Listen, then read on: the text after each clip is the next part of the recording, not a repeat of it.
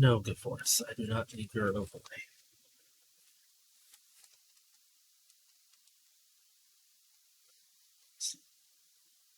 That was not the same button.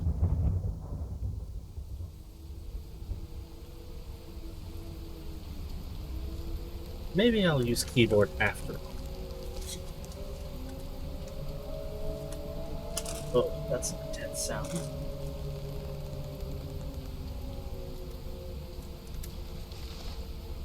Dear reader, Yes. allow me to introduce you to my book. Though it might at first appear like many books you've come across, it is far from ordinary. You may, therefore, have some misunderstandings about its nature. Probably. The story that awaits you has not been fully told. In fact, its conclusion is not yet known, even to myself. It is in that way that my book is special. It is in that way that you are special. Without you, there is no story.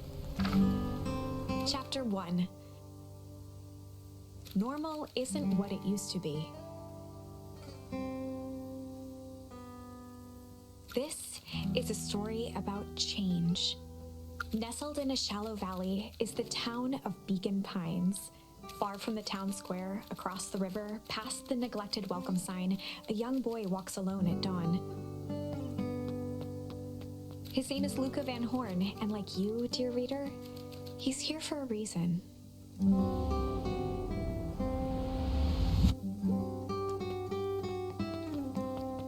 Oh, it's normal. Oh yeah, I can jump. I can shake things. Kazumi. This game I actually kickstarted. I was one of the kickstarters for it.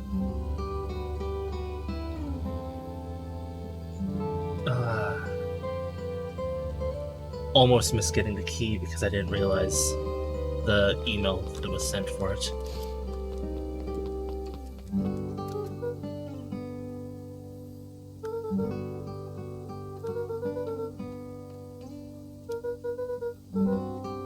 Start middle school next year, I guess.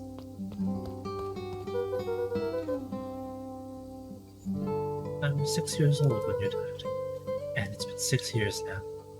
From here on out, you'll have been gone longer than you were here. Feels like that should mean something. Mom always said that this tree was your favorite spot in the world.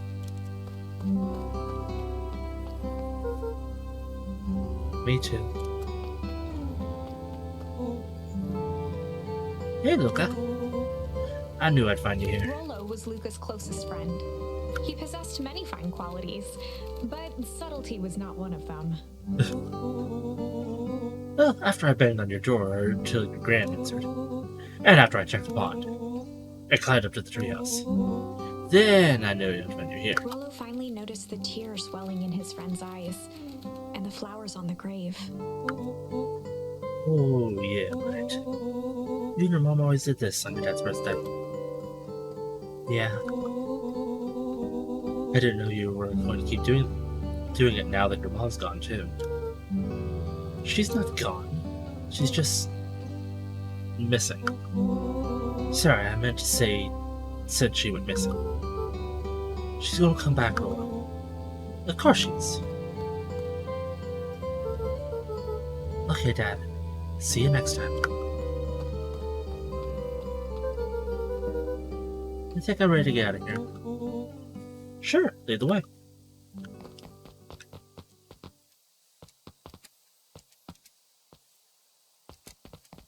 How did we get through here without disturbing these before? Must get all the damn lepers.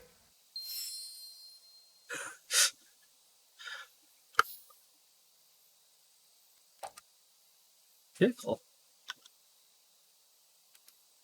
Wonderful!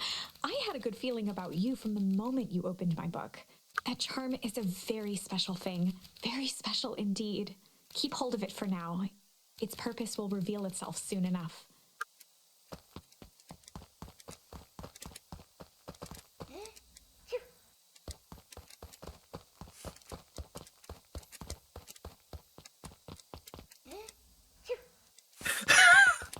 what a cute little sneeze. And I see now how...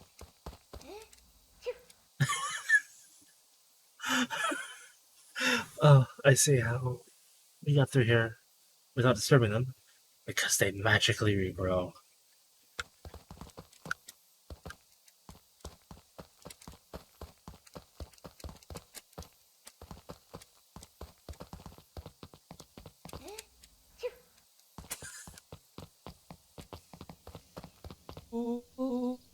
Oh yeah, I almost forgot. The whole reason I wasn't good for you.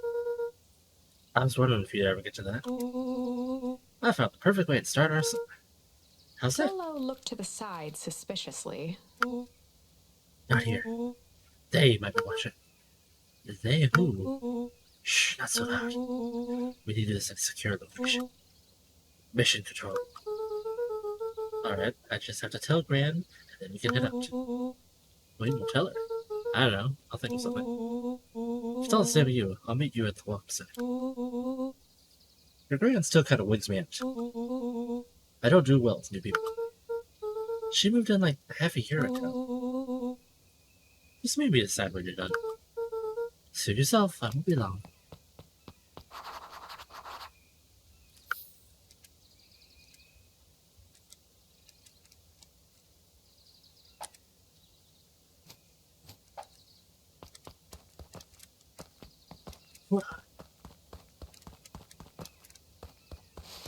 Shake the bush, shake the bush, shake the bush. This log looks strangely suspicious. I love the storybook look of this. I know it's supposed to be in a storybook, but I love the storybook feel. They did a good job with the aesthetics. Reader, forgive me for this interlude. No. Okay, fine. You talked me into it. Remember that charm you found in the dandelion patch? There are more of those special charms to discover throughout Beacon Pines. They've been known to reveal themselves to those who are willing. Some of them can be found in this very house.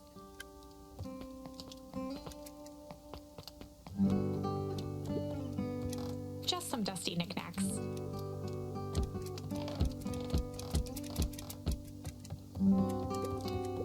Since Gran had moved in, the house was more peaceful, more orderly, and more covered in flowery fabric.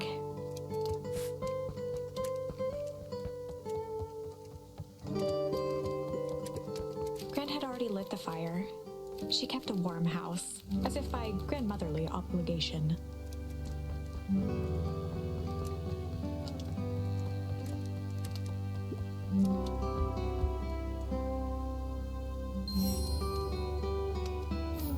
I have begun to ponder.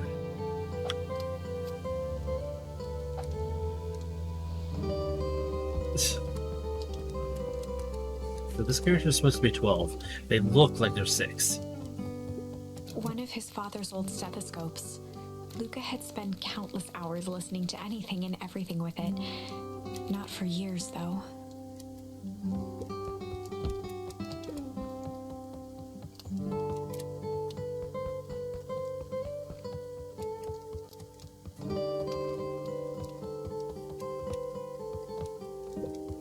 Luca paused at his parents' bedroom door. He just wasn't ready to go in yet.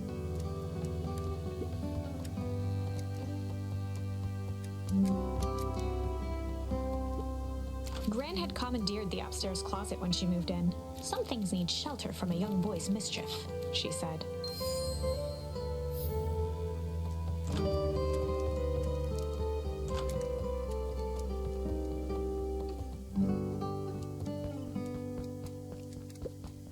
Luca tossed on his favorite old sweater. Even though it was the first day of summer, a chill still hung in the air.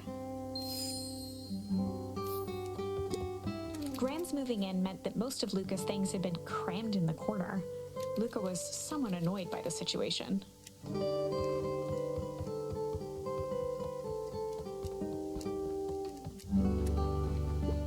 Gran's bed was undisturbed. Luca didn't mind that she had a habit of falling asleep in front of the fireplace.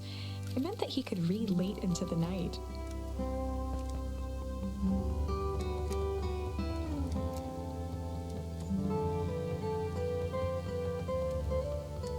Man, this narrator's doing my job for me. That makes it so much nicer.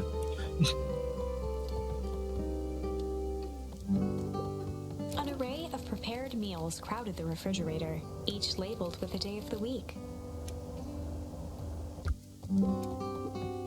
A pair of dull scissors, a broken can opener, a mostly empty bottle of glue, and some loose string.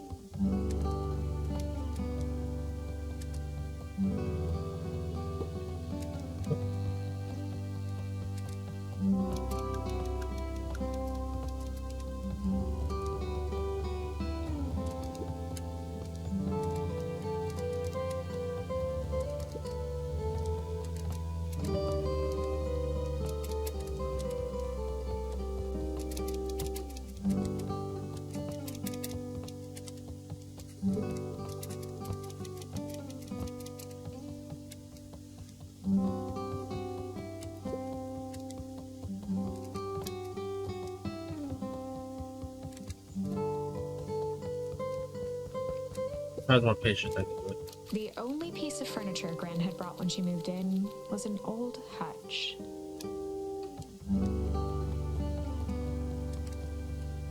So was that bed already there?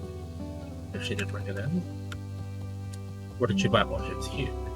Oh my, this is quite exciting. I am now certain that you are the one I've been waiting for all these years. You'll recall I was a bit coy regarding the use of charms earlier. Excuse me, I tend to have a flair for the dramatic. You are about to encounter your first turning point. There are certain times in this tale when everything hinges on a single word. Step forth, dear reader. A sturdy old wheelbarrow. Young Luca would spend hours hiding in the bushes, waiting for a chance to jump out and startle his mother. She always enjoyed humoring him by feigning terror. That's annoying. A beginner's guide to gardening laid open on the bench.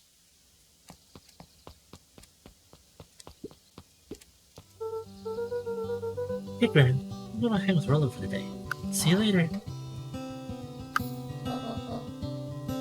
What up now? Where are you headed exactly? Oh, nothing The less special. Gran knew, the better for everyone involved.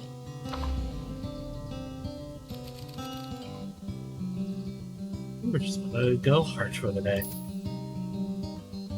Plunder. We're just gonna hide for the day.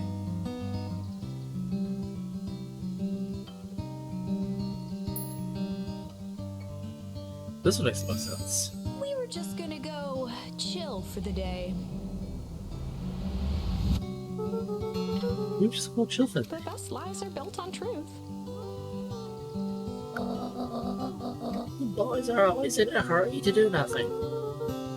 We stick to what we're good at. Well, make sure you're done chilling. Time for supper. Easy. Impressive.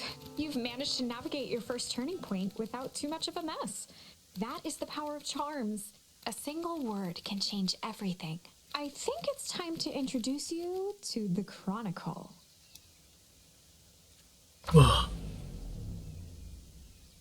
The Chronicle is a record of the decisions you've made. You can see the turning point, which has been revealed. At any time, you can use the Chronicle to go back and invoke different charms, creating new branches. I have the power to rewind time. Luckily for us, this is the one and only turning point where the charms won't dramatically alter fate. It's the perfect opportunity to experiment with rewriting things.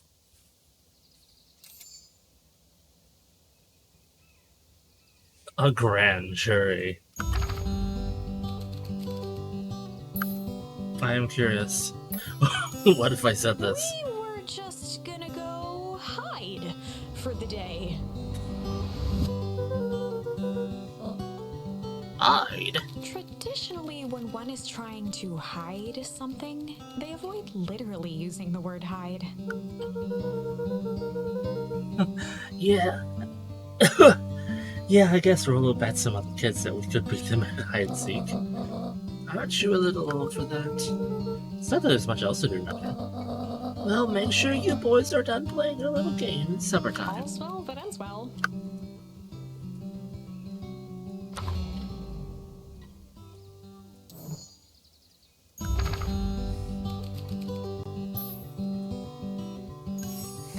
We were just gonna go. Let's see what they all are. Ponder for the day. Oh, really? What are you boys going to ponder on such a lovely day, exactly? This was Luca's chance to sell his alibi. You know, big stuff, small stuff, medium, mostly medium ponder. Nailed it. Well, make sure you don't overload yourself with the preponderance of pondering. Huh? Oh, forget it. It's with you now.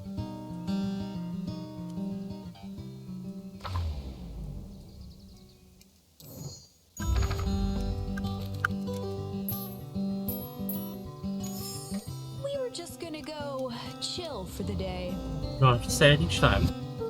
But best life. Easy. Alrighty. How does that... Okay, it doesn't get rid of them. That is important. So that I might try to find more of these charms. These Charmans. Oh, and Luca. You and Rolo stay out of trouble. I know, I know. Get into trouble.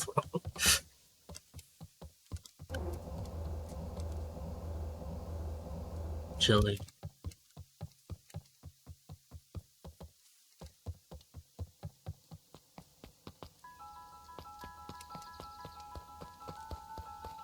Well. Come on, come on. Dang it, Rolo. For a town that saw few visitors, the welcome was perhaps more grand than necessary.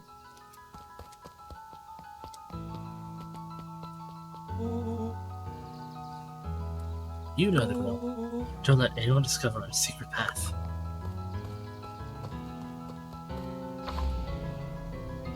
Chapter 2. Welcome to Beacon Pines. For many years, this valley had been a small mining outpost. It wasn't until Sharper Valentine built his fertilizer company that Beacon Pines was established. Over the next 30 years, the town had grown and prospered until the foul harvest and his sudden death. Foul harvests in capitals. In the 6 years since, everyone was simply trying to get by.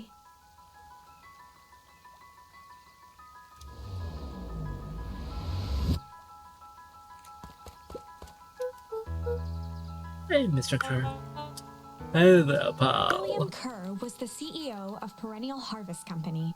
He had become a fixture around town over the past few years. After the failing of Valentine Fertilizer, the town was hungry to welcome a new source of employment.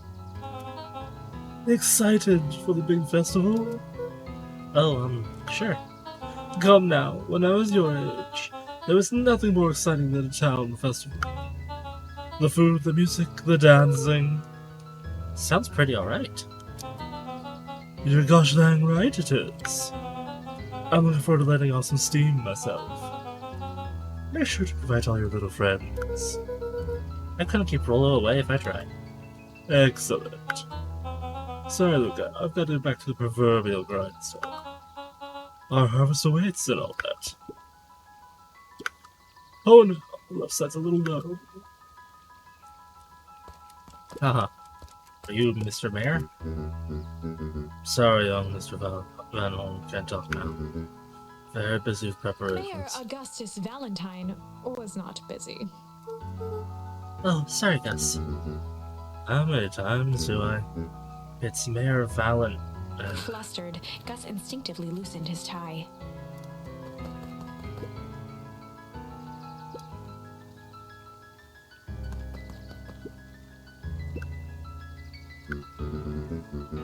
Alright, what can the Mayor of Beacon Pines do for you today?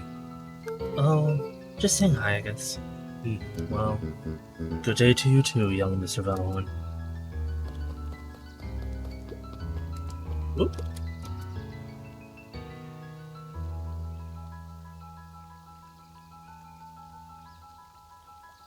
Look at me chilling.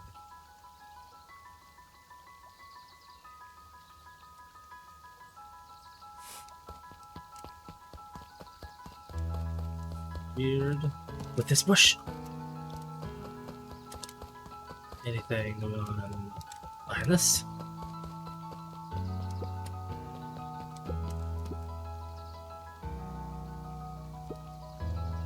Mr. Sinclair. Mr. Sinclair continued snoring and lifted one eyelid just enough to see who it was, a tactic he often used to avoid undesirable conversation. Yoo-hoo, Mr. Sinclair. Don't you say I'm sleeping, boy. How's the napping today? Grummy as always. Used to have a perfect night's view from here. Until perennial harvest put that monstrosity of a building in the way. Why don't you just move your chair a bit? Why would I be the one that moves? It's as if if it's a showdown they want, I ain't gonna be the one who blinks.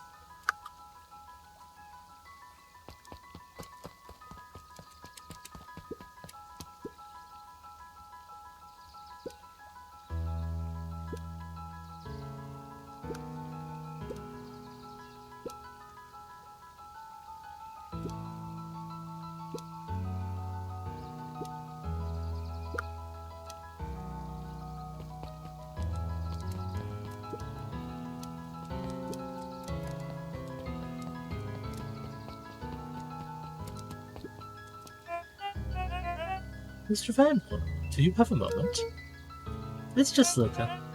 Golly, I'm sorry. It's my first week at perennial He pulled a harvest. pen from the pocket of his sweater vest and began to frantically jot something down on a clipboard. Wonderful. It won't happen again. If we're going to be on a first-name basis, then you can call me Pete. Oh, nice to meet you, Pete. Sorry. Well, what are you writing? Oh, just documenting. Gosh, it's so exciting to be part of something so darn special. You know, it's not just about new fountains and phone booths. We're going to change the world. It all starts here, Beacon Pines. Isn't that amazing? Uh-huh. Anyway, I better get... Oh, that reminds me. We'd love to hear your thoughts. My thoughts? You bet. If we're going to change this town, we need to get every detail right. That sounds intense. Jeez, the world is intense. So what do you say? Can you answer a few questions? Well, I guess if it's quick. Wonderful. Open to answering a few quick questions. One down. See, it's not that hard, is it? Oh, okay. We're going already. Question 2. What is something you love about Beacon Pines? I've never really thought about it before. Perfect. It's the only place I've lived. See? That wasn't so painful. He stopped scribbling and glanced up from the clipboard. Is it? I guess not. Huzzah! Our first 2 questions answered in record time. You literally writing down everything? Thank you so much for your time. I need to process these answers. You can save the rest of your thoughts for later. Okay. Our harvest awaits.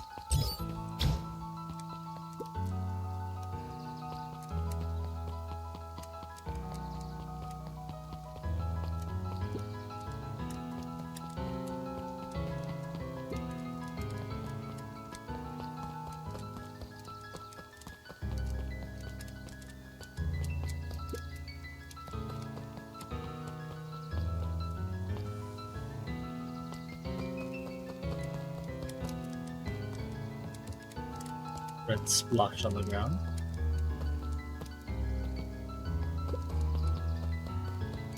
Might just occasionally do an extra jump. Old Pickler's Pond.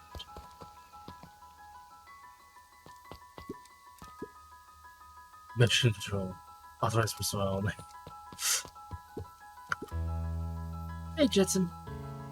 Is the line playing any tunes today? No bites this morning, I'm afraid. Come to think of it, I can't remember the last time I mailed one in. But hey, it was never about the catch. This is where I don't think. Yeah, that's what my dad used to do here. That reminds me, if you ever want his chair back, I've taken him to standing recently. Keeps me from falling asleep at the wheel. If you don't mind, I think it should stay. Not at all. An empty chair makes for a great listener. Whenever Luca saw his dad's chair by the pond, it reminded him of the days they'd pack up a couple of sandwiches and fish until sundown.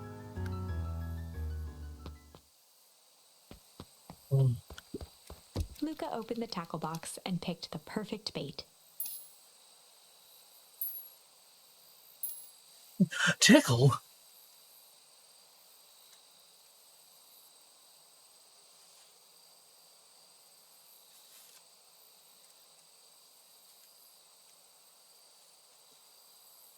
Tickle bait? How would that Luca work? gently baited a feather onto the hook. Oh. Good for skimming the surface.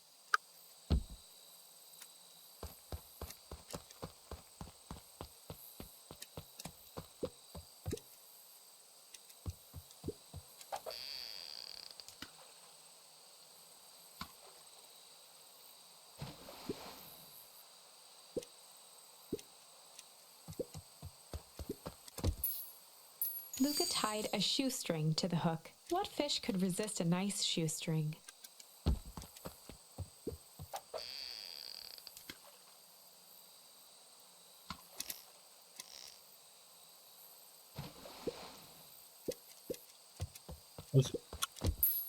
Luca tied. What fish?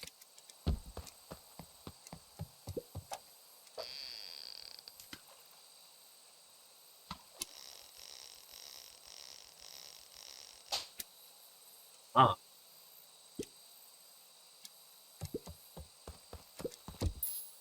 Luca tied. What fish could?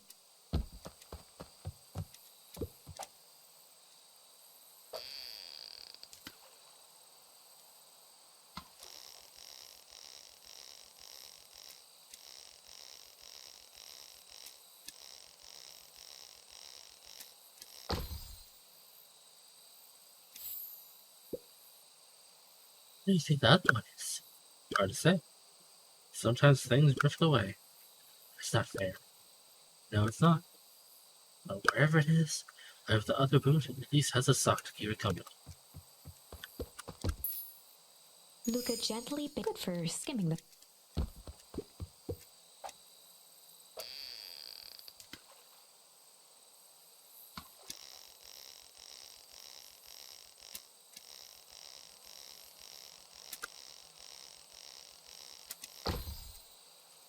A rubber ducky. Well, I'll be switched. It's your old rubber ducky. You were just a little drool ball fur when you lost that. Cried for days. I told you it'd turn up.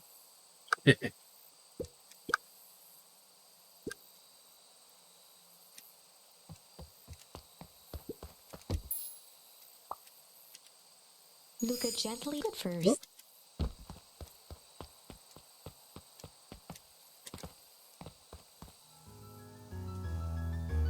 I see. It's a memory that I can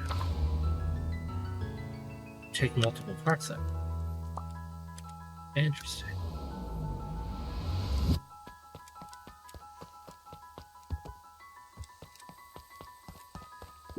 The boys had a good thing going, as long as they kept old Jeff happy. They had an endless source of precious materials to add to the treehouse. Oh.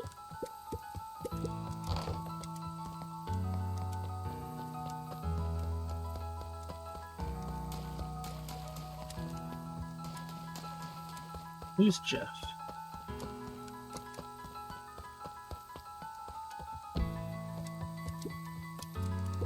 After Luca's father had passed, Rollo became obsessed with them building their own Hank atomic star scraper. It was some time before Luca realized it was Rollo's way of keeping him occupied.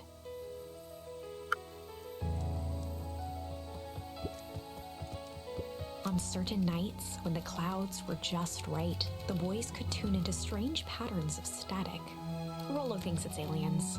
He always thinks it's aliens.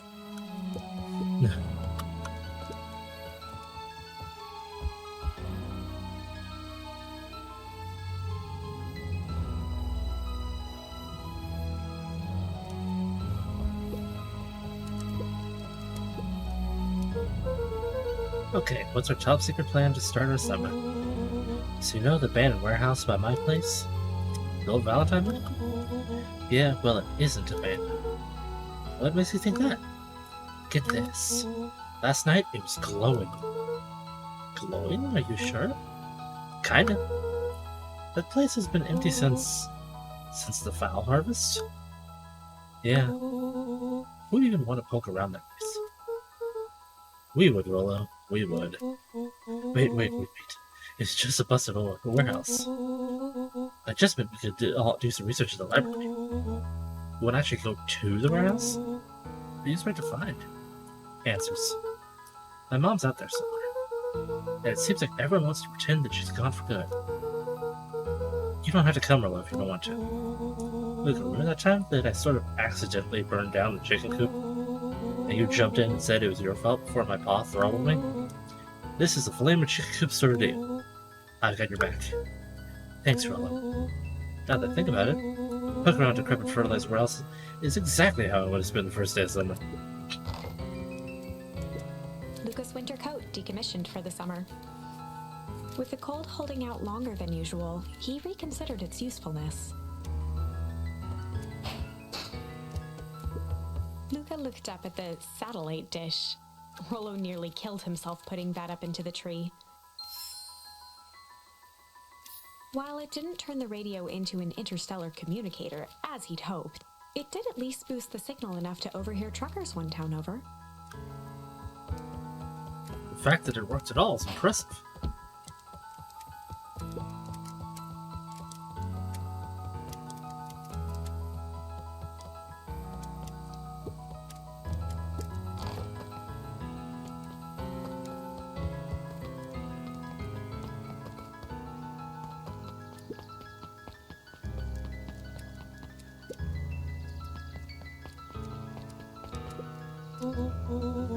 I'm just catching my breath a bit. Go on, I'll catch up. Okay there, Rollo?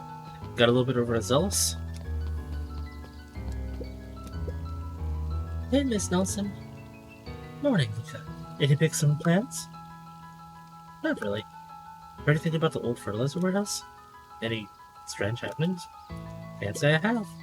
Either way, industrial warehouse is no place for you anyway. You be safe now. Luca could see the morning regulars nestled in their booths at the Early Bean. The Early Bean. Love it. You look Holden important. Wilder ran the local paper of record, the Beacon. Makes sense. Hey, Mr. Wilder. Morning, Luca. What's today have in store for you? I was running a few pertinent news about news? The Beacon knows the news that needs knowing. Any news about the old fertilizer warehouse? Nope. Oh. Rollo thought he saw some lights in there last night. Rollo ought to be careful poking around that dark town. The winds of change are blowing, and change is a dangerous animal.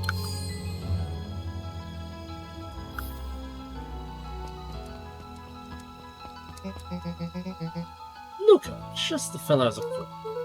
Hey, Roxy, what's up? Right. Rendezvous with Roxy. This is an important turning point. The first time where your charms will change the course of fate. And currently, we only have one suitable charm at our disposal. Have no fear, we can always return later using the Chronicle once we find more charms. Let's see. So it's that kind of thing. Well, now I'm just rambling. Where were we? Have you seen my blockhead brother today? He skipped out before breakfast. Well, not really, no. Can't say have. Can't say or won't say. Roxy, would I lie to you? Look, wait up. I forgot to tell you. Roxy might be looking up here. This is one of her favorite places to stand around and be useless. Rollo. So you make sure she doesn't spot us. Rollo! Are you doing that turny thing for fun? But you're not scared, are you? She's harmless. Yeah, to jump. And she's right around the corner, isn't she? Don't mind me, just being over here lurking uselessly. Oh, hey, sis. Nice weather we're having, eh? I couldn't help but notice you snuck out this morning before breakfast. wasn't hungry. Also couldn't help but notice your morning chores were left unchored. Roxy, I'm in love with you. I'm sick and tired of digging up carrots. We all gotta pick up slack since the flower harvest. Almost every carrot I dig up is rotten. The rest look like they were hit by Hank Atomic Shrink Array. All the more reason to keep on digging. There's gotta be more to life than puny carrots. Look, Roxy, Luca and I have places to be, so if you don't mind... Oh, I do mind. I'm not gonna catch hell again because of you. So either you march yourself home and harvest these carrots, or I'll haul you home myself. Rollo froze as Roxy took a step toward him, cracking her knuckles. Luca knew he had one chance to save his friend from being dragged home.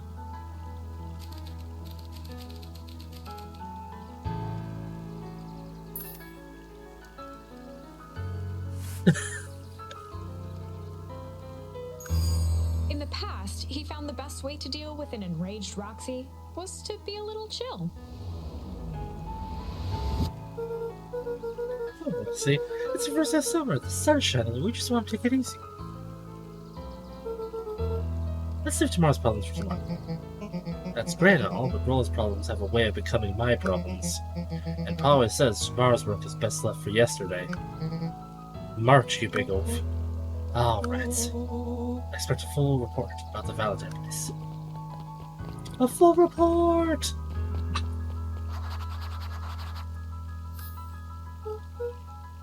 Oh, Fitz. We have to do this all the day. Nope. Cool.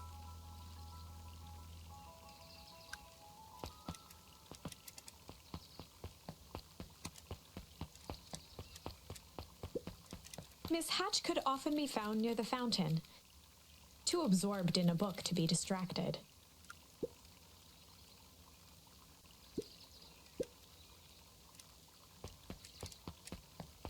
I understand that feeling.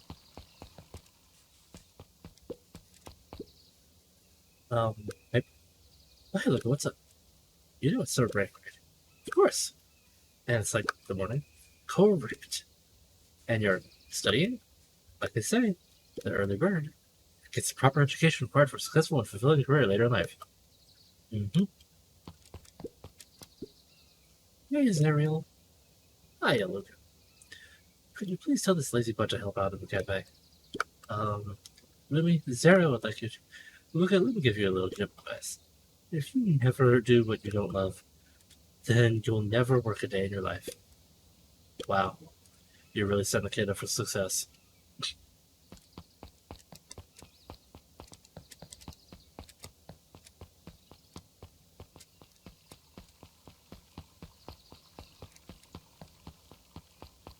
Guessing it's this way due to the big old statue. Sharper Valentine, founder of Beacon Gardens. Never estimate what a great man can do given time. A bit much, if you ask me. Indulgent.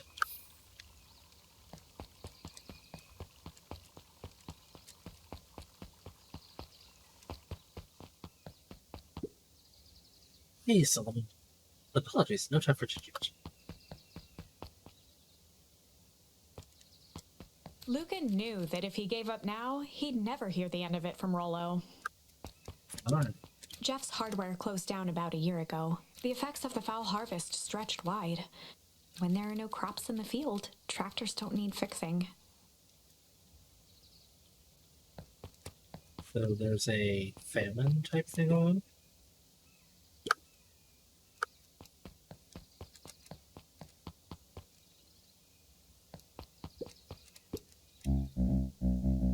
Hold up a tick. Oh, hey, Mr. Nuncreed. I was just on my way to... I just sold the last jar of grandmother's preserves. Can't stock shelves fast enough, turns out. Yeah, it's great, but I guess Juniper will have to swing by with more of a jam. Uh-huh. Don't let this old man slow you down. Just you remind her that she still owes me that dance. A promise Gran regretted the second it was made. Will do. She's a fine woman, that Juniper. Yeah, she's pretty cool, I guess. A real fine woman. Gotta go.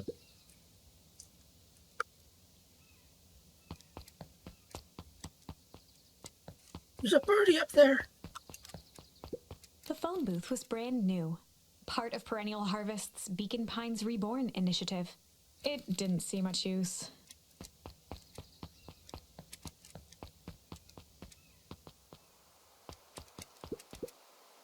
Well, hey, Luca. Hey, Joey. How's the bug hunt going? Not great. Bugs have been shy this week. Bugs get shy? Oh, sure. Bugs aren't that different from people. Sometimes they just want to be left alone. If you're going into Weepwood, just be careful where you step. No bug crunching. Got it. Luca peeked up at the beehive. It appeared to be deserted. Strange.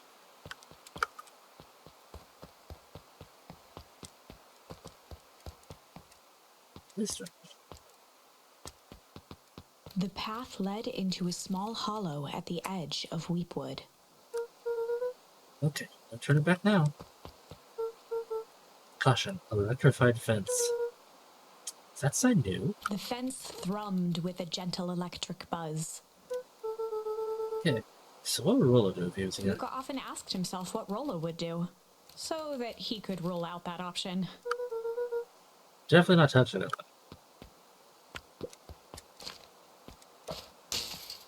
As sparks flew from the fence, the light atop that section shut off.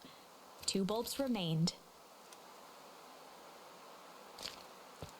I see.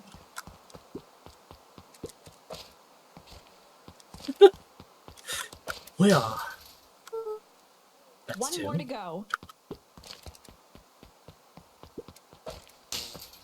The fence's buzzing gave way to silence. Okay, moment of truth. Every kid in town knew the old Valentine fertilizer building. Long abandoned, the warehouse once served as the industrial heart of Beacon Pines. Now, it stood only as a reminder of things left behind. The dormant building showed strange signs of life. Yeah, so Willow wasn't exaggerating for once. What's going on There here? was only one way to find out. Wow, that's exhausting. Too bad Willow's not here. He'd have no problem poking around in there.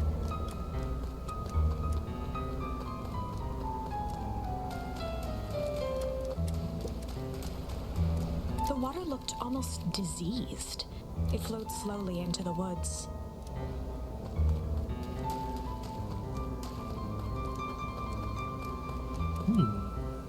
Is there something going on here that it is contaminating everything? And that caused the famine that's going on in this area?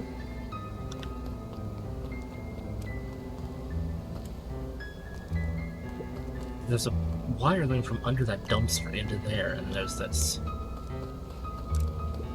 Suspicious. Luca Locked. thought he heard faint sounds coming from the other side of the door. He pressed his ear against the cold metal to hear better. Zipper? The Footsteps? sound of footsteps grew louder.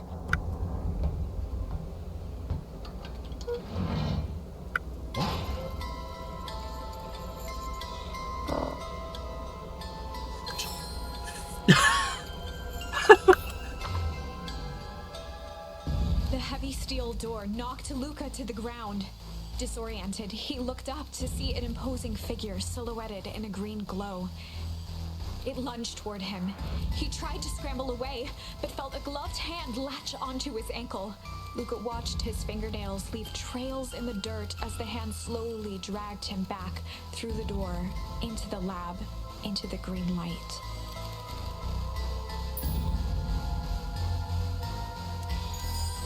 This is a story about change. It was far from the sort of change Luca imagined for himself. But change is, after all, a dangerous animal. The end? I probably should have warned you about this. There are many paths that our story can take. Most will end in tragedy. But don't let that discourage you. We will find the ending that this story deserves. I just know it. From here on out, a charm will have a check mark when it's been used to its full potential at a given turning point. Now, let's try something different. In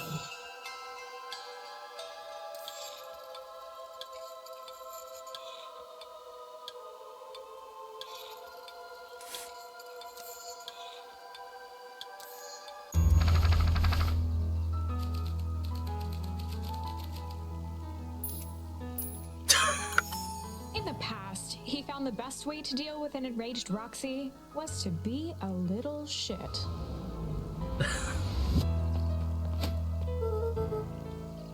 Make a break for it! What have you done? That little shit just kicked me. Run all you want, you little dribs. You gotta come home eventually. Sorry.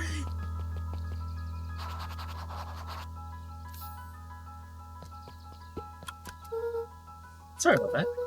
We're looking to get overexcited sometimes. Solomon Valentine, current ward of and future successor to the Valentine fortune, huffed as he brushed off his pants. Town of complete and utter fools. One wonders if it's worth taking anything seriously. Either way, I'm really sorry. No matter. How are you doing? Me?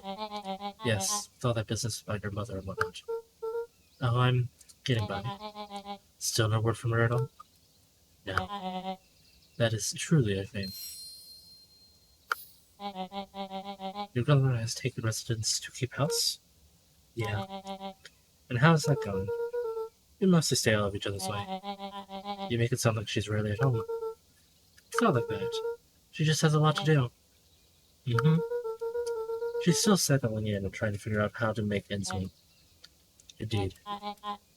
Well, count your blessings. It's better to have a caretaker who's rarely around, in lieu of one who tries to compensate by smothering you with attention. That doesn't sound so bad. Trust me when I say, it's best you rely on yourself. Family has a way of creating more problems than they solve.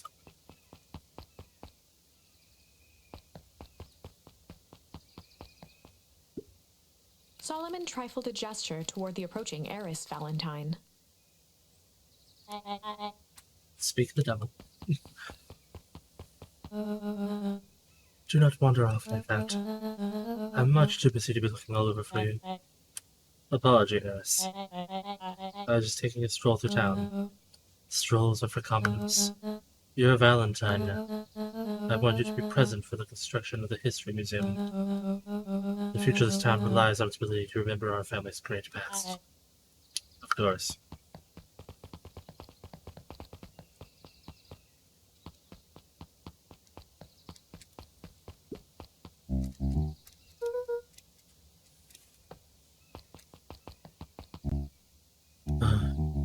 Boy's got too much of his father in him.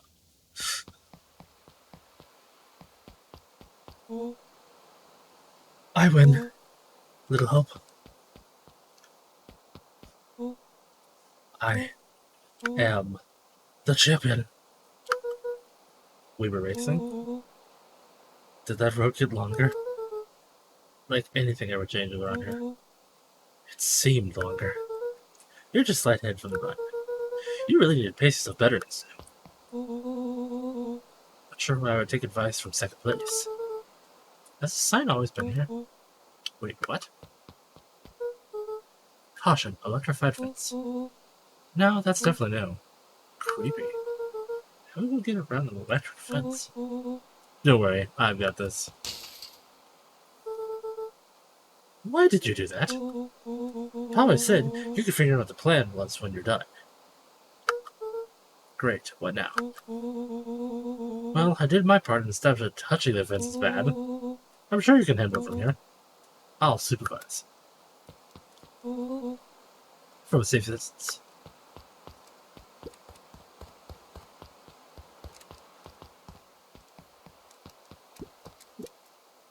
Property of Valentine for it's old and diseased.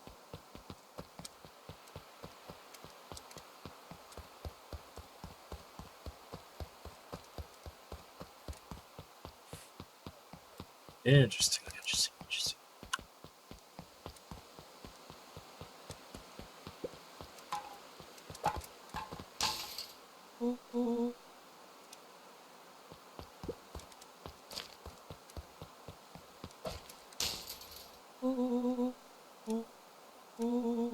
You never fail to impress.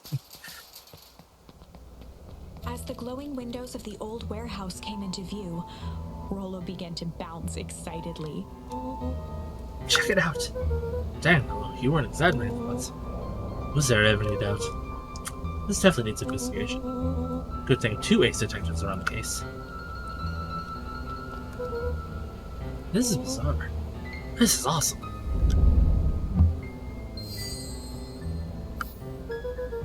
Did you feel that? What, the excitement in there? You bet your butt I did. Check out this puddle. That's not. And this hose. Oh man, the door's locked. Try harder. No dice, it won't budge. Oh well. This dumpster is new, right? I bet it's got stuff in it. Can't really see what's in here. Who did all this? My nose is itching. I think I smell some treasure. Are you sure that wasn't the hazardous waste? Just help me get in. Rollo, it'd be my honor to throw you in the trash.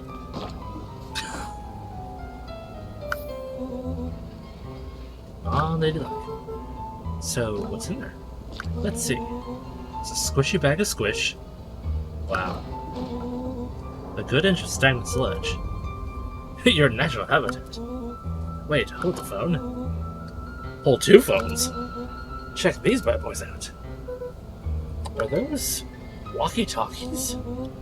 Just like Hank Atomic communicators. Did these actually work? Ground command to Hank Atomic. Hank, can you read me? This is Hank Atomic, ground command. You're coming in 505. How are your vital readouts, Hank? I'm getting a little stuffy in here. Requesting assistance for you, Hank. Help is on the way.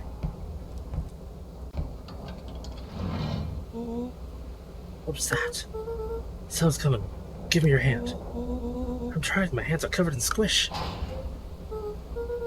Scoot over. I'm coming in.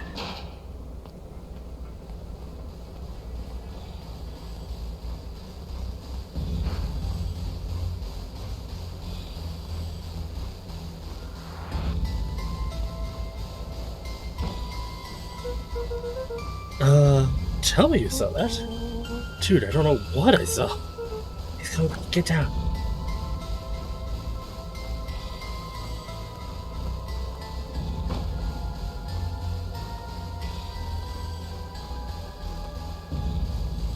The boy sat petrified under the weight of the bag.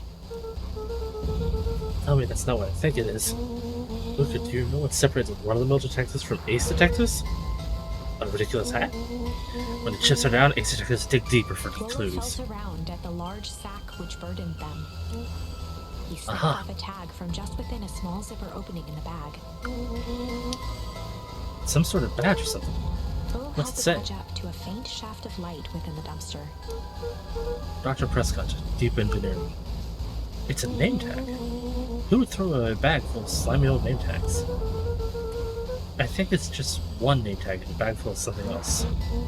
Okay. I think we should make a break for it. Stay calm, it's no time to panic. I'm not panicking. You're panicking. Rollo, come down. You don't have to squeeze my hand so hard. Dude, I am not holding your hand. Quit messing around. What a slime-covered hand would be in here?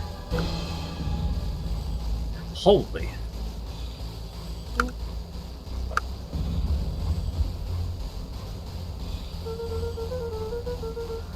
I barely see the benefits of your run for the lives plan. Right. We've clearly established that I'm faster than you, so I'll go first. Why not together? Flaming chicken kupluka. I'll make sure the coast is clear. After I go, count to 100. If you hear me yell, run. If you don't hear me yell, run. Actually, either way, all ass. Well, I'll give you credit. You're found a beautiful way to start our summer. That's what I do. Well, here goes nothing. Lucas sat in the dark, tracking the sound of Rollo's footsteps as he ran. 1, 2, 3. He pressed his ear to the dumpster wall, straining to hear Rollo's footsteps as they faded away. 15, 16, 17.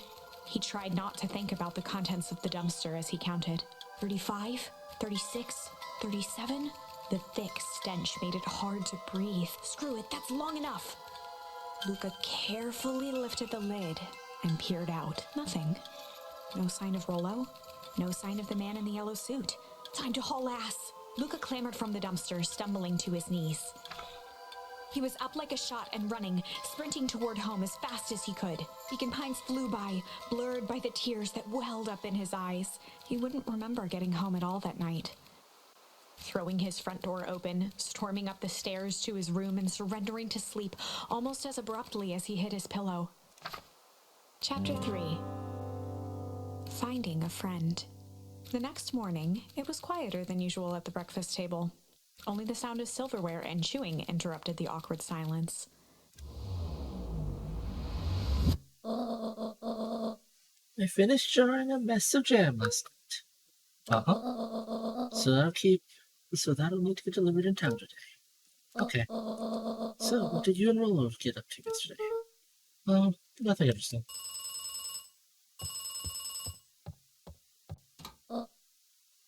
Yep. Calm down.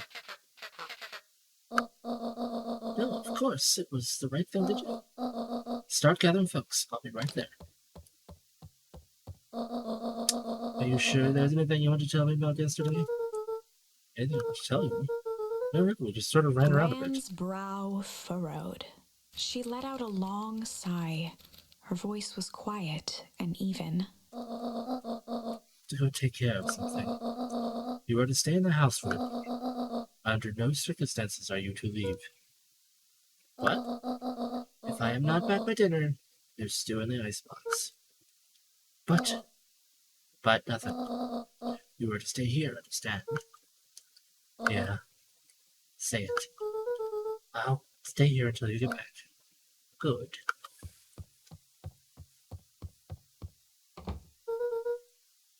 That was strange.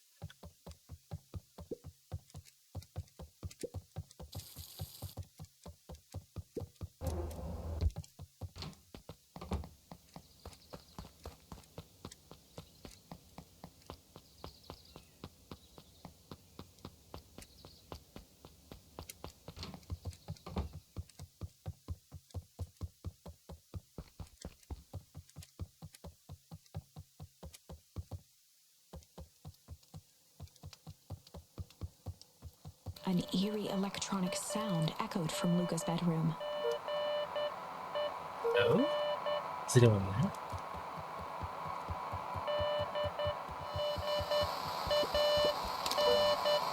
No?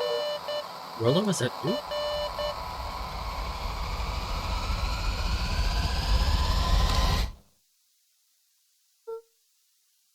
Over?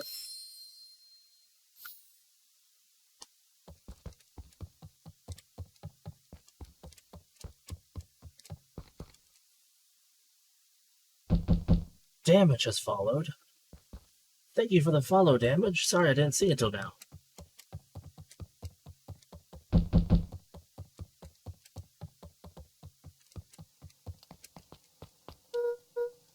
Oh, hey, Roxy. This is about me, accidentally kicking you today. Is Rollo here? No. Look at me, Luca. This is serious.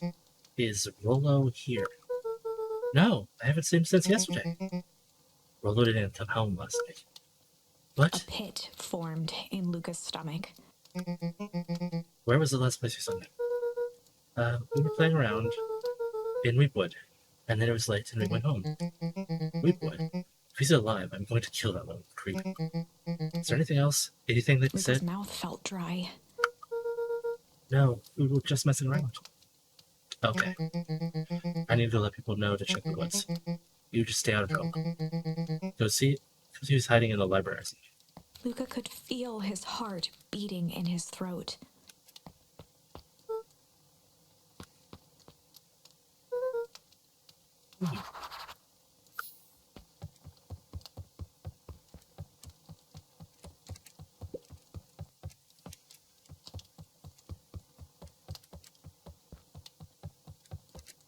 Yeah, I don't know if you're still there, damage, but sorry for not noticing first. I was paying attention to the game.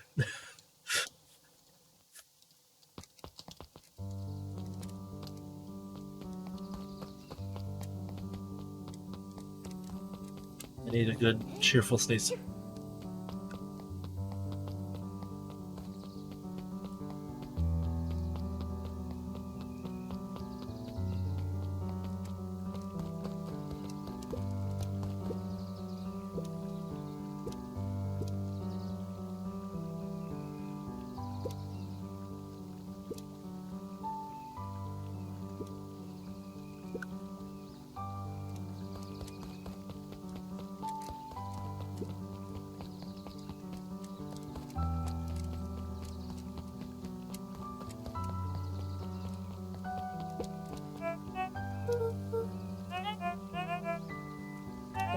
This?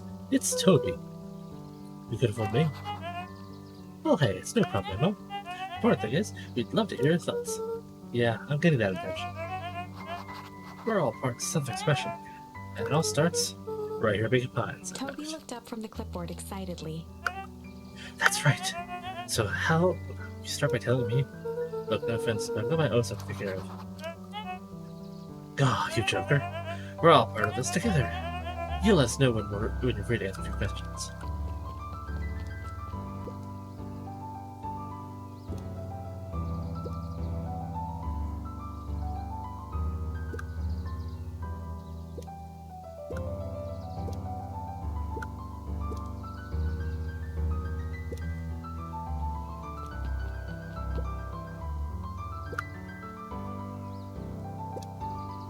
Something feels different this time. We need to check where the adults aren't. So I guess it's up to us to check the weekend. My shift doesn't end for another couple hours. We could spend the time making toasters. That'd be great. I guess. Right. Fitz and I will check weekend. We'll be back to pick up the posters. I think my dad has a map of Wheatwood. Let's swing by my house and grab it before we head out.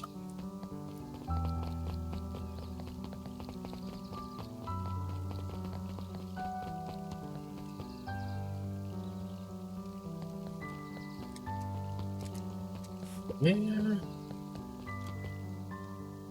Ah. What's this about a missing child? I must stress that the situation is completely under control. It all just seems so terrible. Are you sure there's nothing we can do to... Nonsense, young Miss Cotter. Young Mr. Cotter will turn up safe and sound, I observe. You just focus on settling in. I trust my sister has supplied you with suitable lodging. Oh yes, Miss Valentine has been more than accommodating. We were just telling our daughter Beck that... Where did she run off to?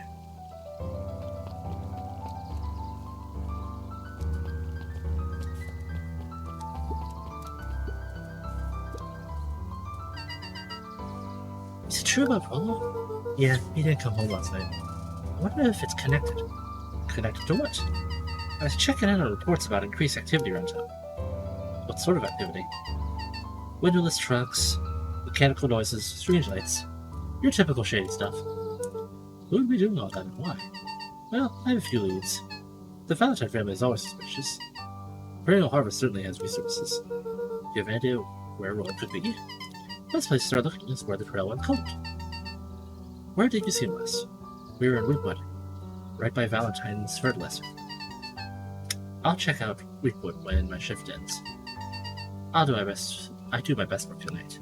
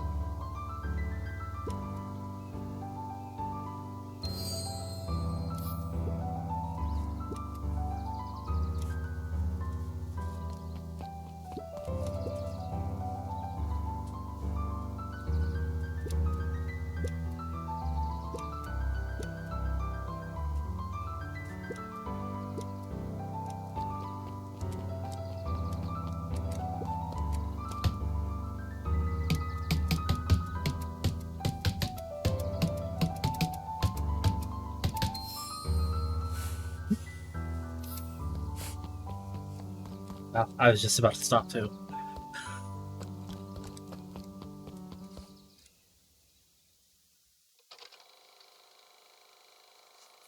Celebrating lessons. We all know Beacon Pines is a great town. What you may not know is great towns grow from mighty roots.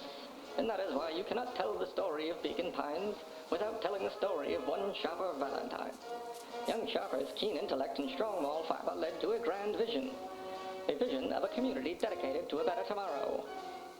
In his own words, a better tomorrow is within our grasp, but it requires a singular mind to harness it. Lucky for us, he decided to grow that vision here, in Beacon Pine. And how does one grow a better tomorrow? With fertilizer, of course. Valentine's Fertilizer Company became the lifeblood of a town yearning for purpose. But then tragedy struck, a scientific experiment gone wrong. An accident which took Shopper away from us far too soon. To this day, we struggle to pick up the pieces. But one foul harvest isn't enough to stop the people of Beacon Pines. The spirit of Shopper Valentine lives on. It lives in the hearts of everyone with a dream for a better tomorrow. Together, we will follow his example and grow a bountiful future. Paid for by the Valentine family and the Valentine Fertilizer Capital Improvements Fund.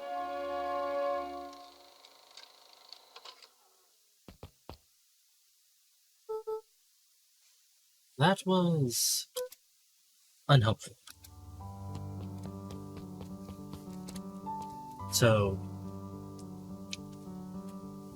the foul harvest was the byproduct of a scientific experiment, possibly trying to make an even stronger fertilizer that instead ended with the death of the CEO and presumably contaminated leakage that makes it so that nothing is growing afterwards. I presume?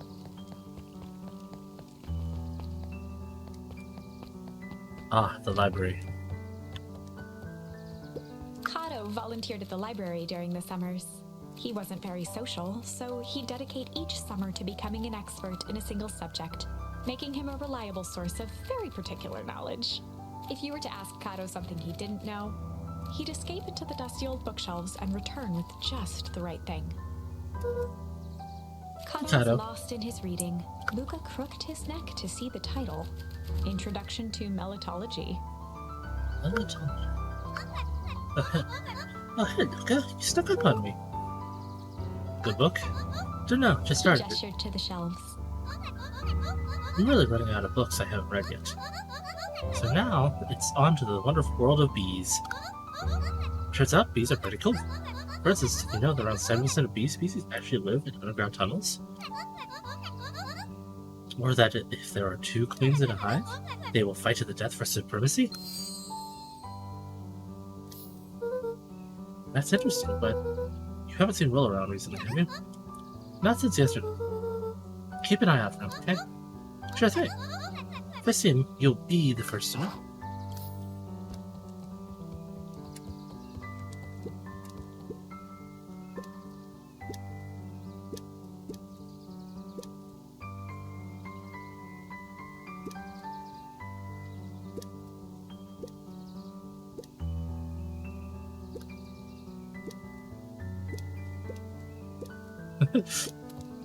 The bottom corner shelf was a dusty array of thick science books.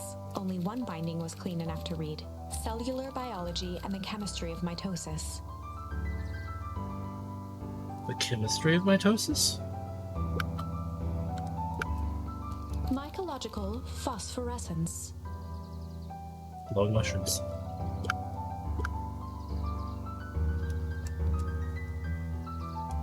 But come on, this is interesting stuff. The entire top level of the library was devoted to comics, most of which were Hank Atomic and the myriad of lesser revered spin-offs.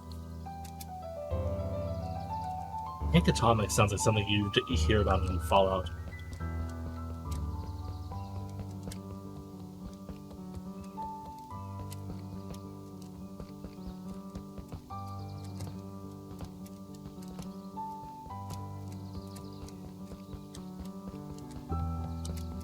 macabres I've eaten.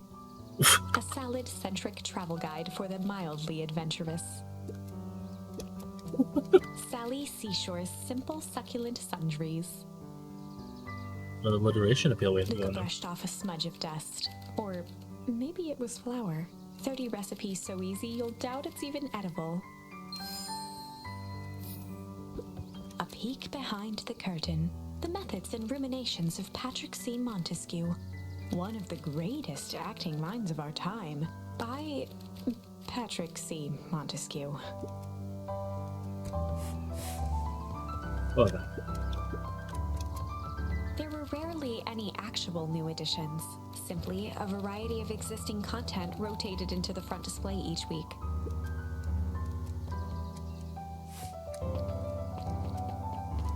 Whoop.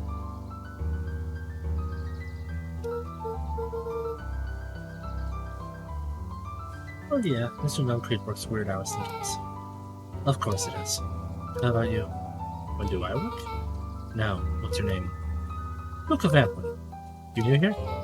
Yep, not by Beck's choice. family moved often, giving her little time to establish any real connections.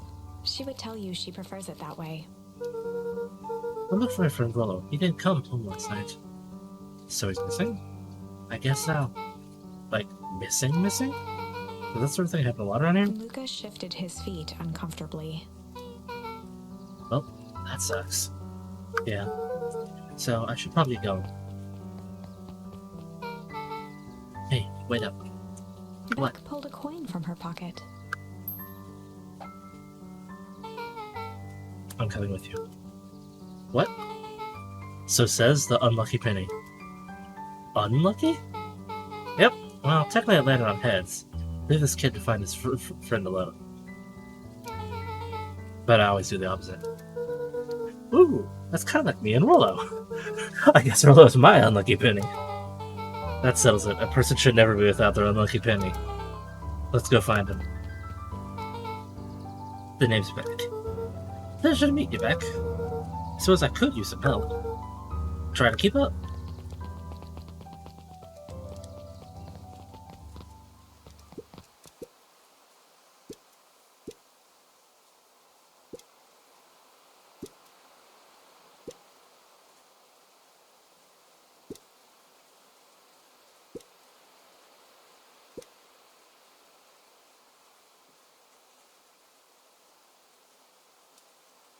It could.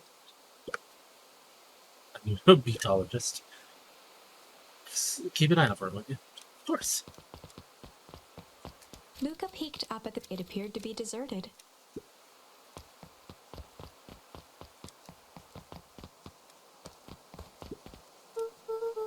Dang, they boarded up the way in.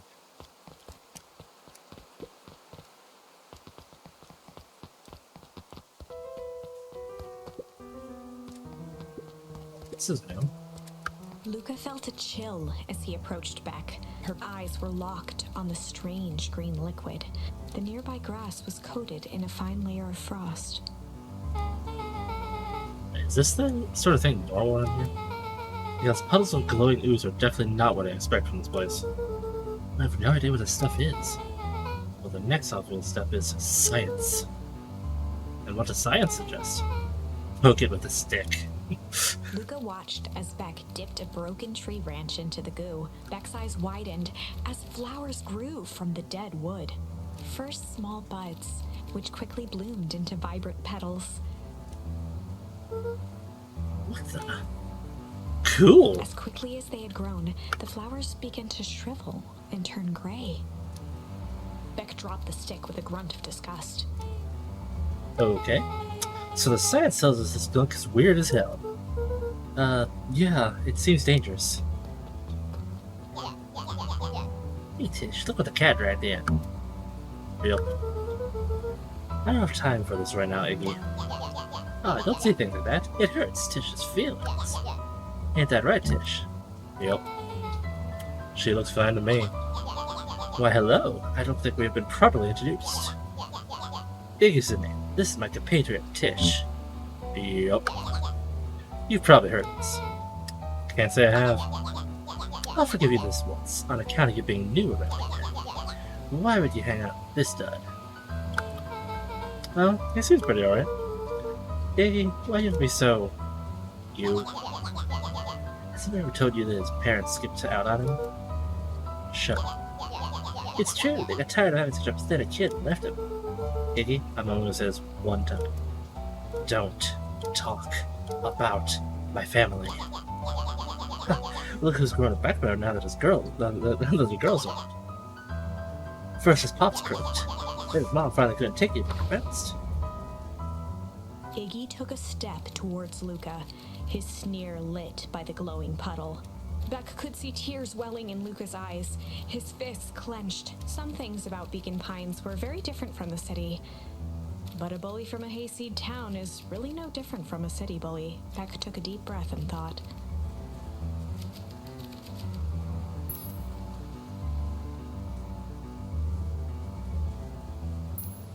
Time to bust out the strange. Well, time to bust out the strange. Luca, looks like you need a little mud bath.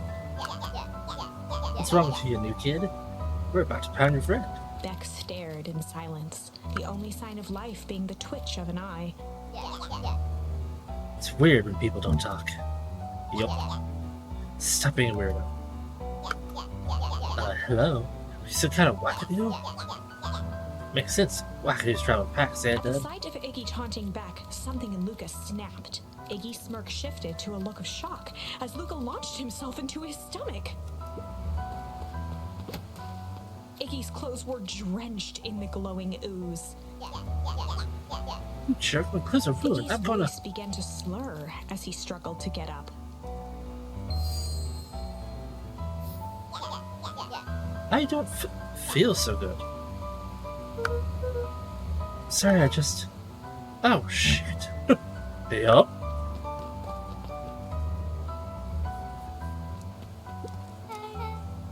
That was intense. He's gonna be okay, right? Nothing about this seems okay. The person at the warehouse. This strange ooze and what it did to Iggy. Was Rollo caught up in all of this? We have to find Rollo. You took the words out of my mouth.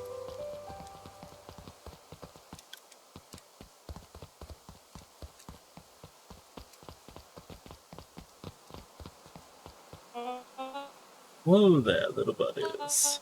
You startled me. What in the dickens are you up to in this part of town? We're just helping look for Rollo.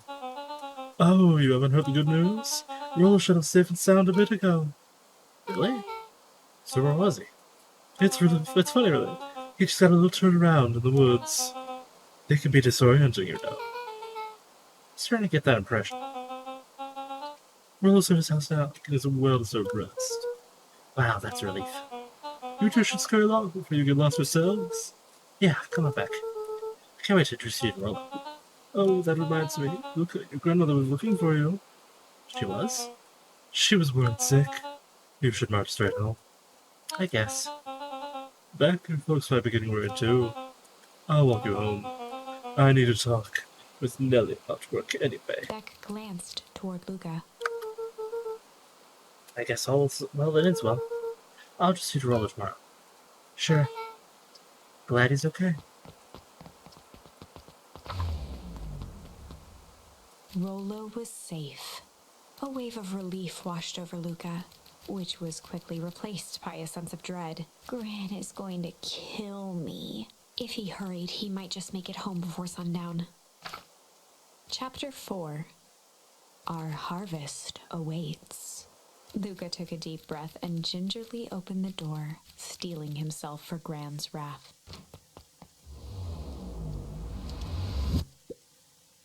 Gran, I'm home. Everything's fine. Gran. No, it's good. Just help me look for...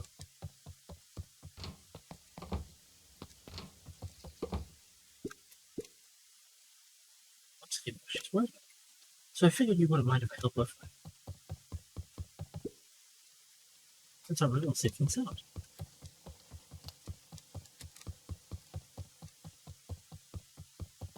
Luca was alone. The house was empty. The parents not back? I guess that's a good thing. Nothing to do now but sleep, I guess. Luca was sitting by the pond, listening to small waves lap against a rock. His father sat in a folding chair in front of him. Without turning, he spoke. "Why don't you grab me some nice bait?" "Sure thing, Dad." Luca hopped over to the tackle box and popped open the lid. Inside was a rolling, buzzing mass. "We're fishing with bees?" Luca's father gave a warm chuckle. "Well, you catch more fish with bees than honey. Pick us out a good one." Luca closed his eyes and plucked out a bee. He could feel its wings struggle between his finger and thumb. Holding it at arm's length, he hurried over. His father deftly baited the hook and examined his work. "Interesting choice." With a practiced flick of the wrist, the line buzzed in a graceful arc. The water accepted it without a splash or ripple. The wrong choice. But I respect it. The pond began to freeze over. Sometimes we gotta make the wrong choice before we can make it right. Pallid ice propagated across the still surface with an alarming speed. Luca scrambled back as the ground beneath him turned cold. "Dad, I don't understand."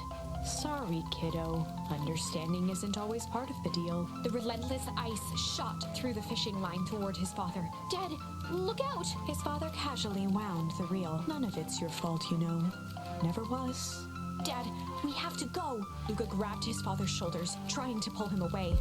"Please, you have to run." The ice crackled as it spread across his father's hands. "That's the thing about fishing, Luca." His chest began to crystallize. "You toss your hook in, and you never know what you're gonna pull out." A shock of searing cold ran up Luca's arms.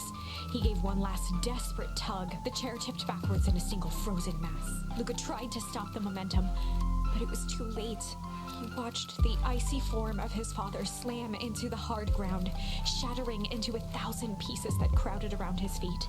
"Dad, I don't understand. What does all this mean?" The gentle rustle of leaves was the only reply.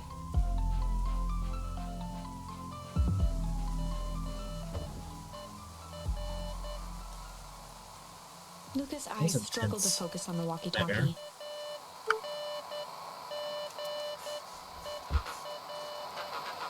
Faintly, he could hear Rollo amongst the noise. Luca. Rollo, is that you? Luca. There? Oh, it's the middle of the night. Luca, thank God. Listen, I don't know how long this thing worked down here. Down here? Rollo's voice was coming through more clearly now, but some words were still just static. Listen, someone grabbed me yesterday. What? The man at the hazmat suit. It took me some sort of... I think I'm underground. Underground? Are you okay? Kinda. They seem more interested in... For now, at least. Mr. Kerr said you made it back home safely. Kerr? No. Trust. He's... Hold on, someone's coming. The signal went silent. Oh? Where are you? Luca held still, waiting for a response, his pounding heartbeat marking the passage of time. I think that it's getting worse. I can barely Rollo's hear you. voice began to fade. Losing signal. Not much time. Mission control. We need to... The treehouse. The treehouse! With that, the signal died for good. He's trying to say about the treehouse. What's at the treehouse? The antenna. He wants me to use the antenna in the treehouse to get a better signal. Well, you're a genius. Luca grabbed the walkie-talkie and sprinted to the treehouse.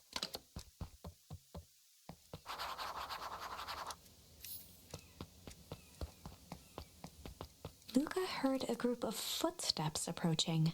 He dashed behind the bushes to avoid being spotted.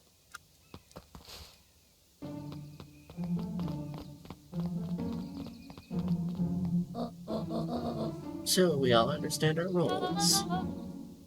You can count on me. I still think we need more time. This wasn't the original plan. Mr. Tolliver paused, shifting his eyes to one side. We're all in danger now.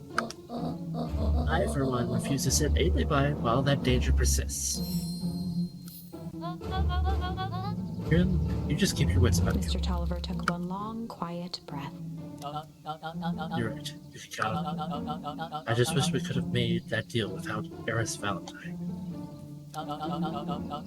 With Eris Valentine? Her resources will still come in handy. As I said, I have no time to contact her after you called this morning. After your calls. Plans change. How's Luca holding? He's fine.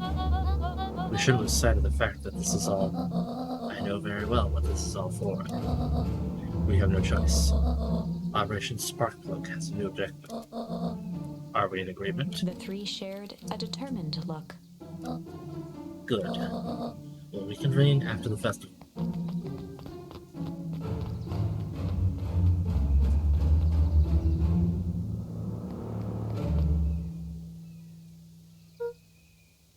Where are you meeting Mrs. Fertility and Mr. Oliver? They didn't.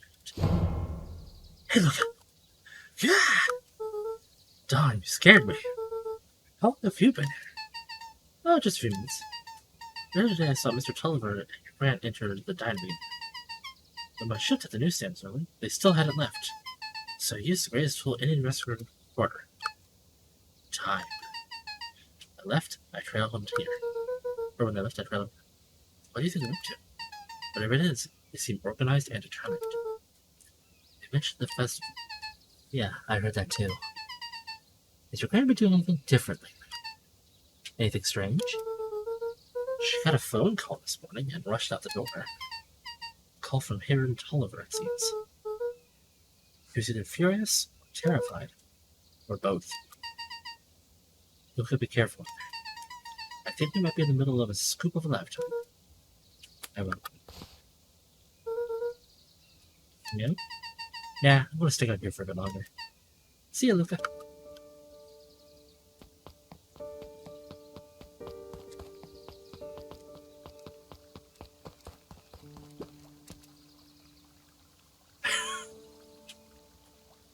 Nothing to see here.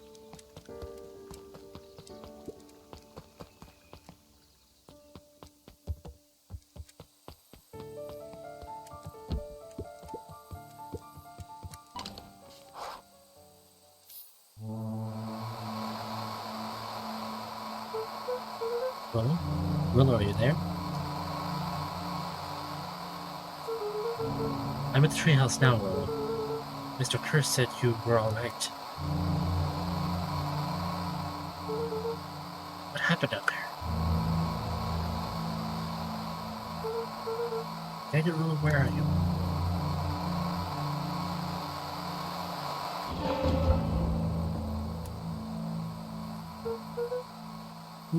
Who's there? Luca could only see a cloaked shape behind the rocket. I've got weapons in here, so you better come out right now. He strained to hear as a muffled voice began. Weapons. How could you hurt someone that's already dead? Fear gripped Luca's throat. Who are you? What, you don't recognize me? I guess I don't even recognize myself Luca stared anymore. at the ground for a moment, trying to place the dampened voice. The figure shifted slowly from behind the rocket, revealing itself to Luca. I'm a monster. And now they hunt me like the beast I am. Iggy! Luca reached over empathetically. Iggy's tone jolted to dejected anger. Don't touch me. This is all your fault. Luca slumped to the ground, overwhelmed by guilt. I'm so sorry. I didn't mean to. I lost control. So you couldn't control yourself for a second, and I get to be like this forever. There must be a way to fix this. Oh, you're going to be my savior? Perfect little Lucas saves it me. With his positive attitude and the power of friendship. None of this matters. There's no time. They're after me. They chased me all through Weedwood. I only came in here to hide. Hide from who? Who's after you? Luca! Rolo? It's not safe, Luca. Rolo, where are you? The treehouse. I'm at the treehouse, Rolo. Where are you? No, look at the treehouse. Isn't safe. They said they were going to the treehouse. I just want to tell you to stay away from the treehouse. Who said they're going to the treehouse? The clipboards. What did I tell you? Those perennial harvest wackadoos are after me. They would chase me, yelling questions at me. What sort of questions?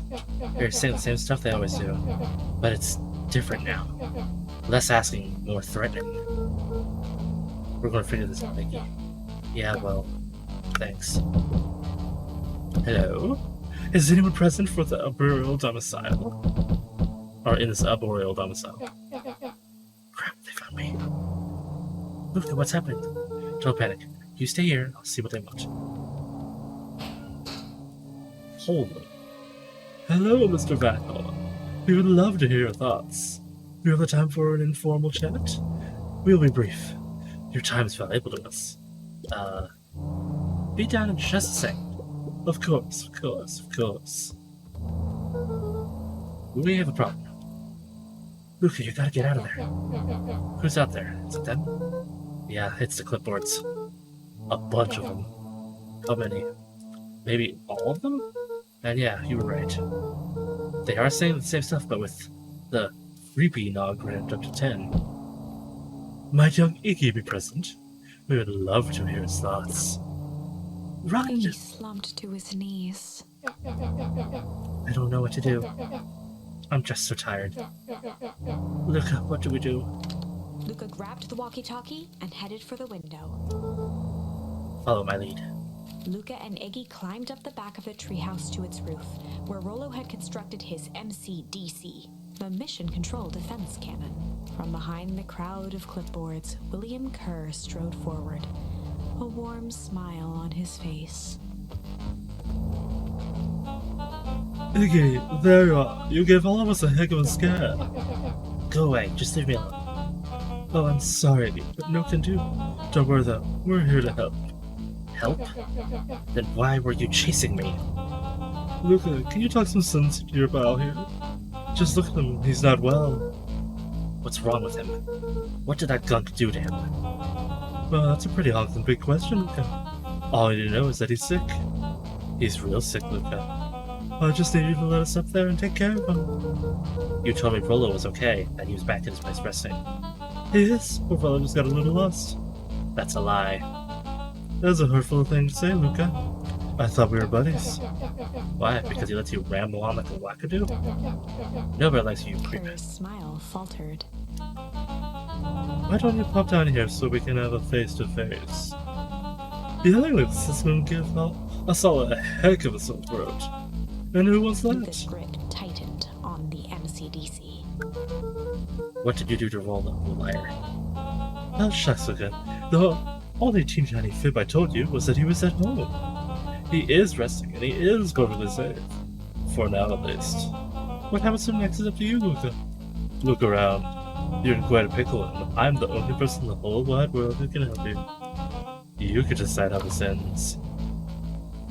Luca's mind raced. He was caught in a trap. What do you do when there's no hope? Iggy wiped his cheeks with a sleeve. What are you gonna do, Luca?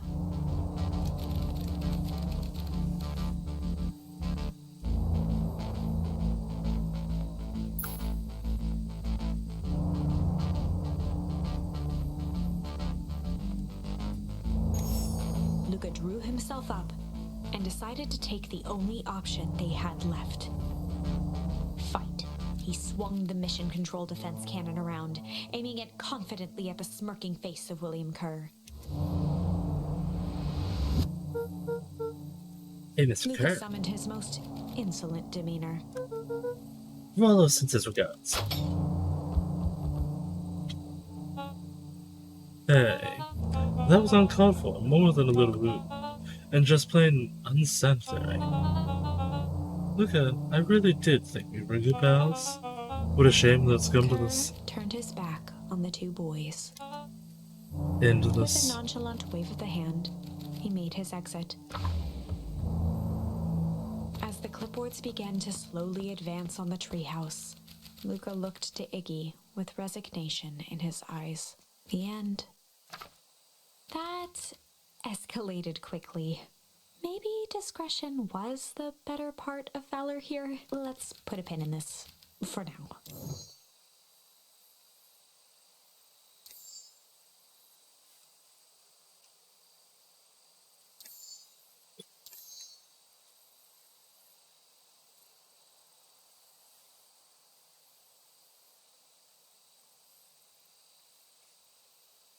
Go back to this one.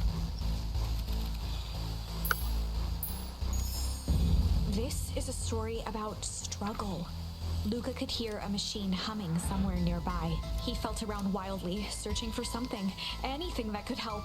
His hands found a hard object, maybe a tile? He yanked it free, lifting the cold stone. Ledge? Luca swung the tile as hard as he could at the shape that still held fast to his leg. He heard the crack of glass as the stone hit the assailant's mask. With a muffled yelp, the hand let go. Luca was free and scrambled to the door. He never looked back once on the long run home. Chapter 3. Everything's fine. The next morning, it was quieter than usual at the breakfast table. What is the way to make it so that it autoplays? Only the sound of silverware and chewing interrupted the awkward silence.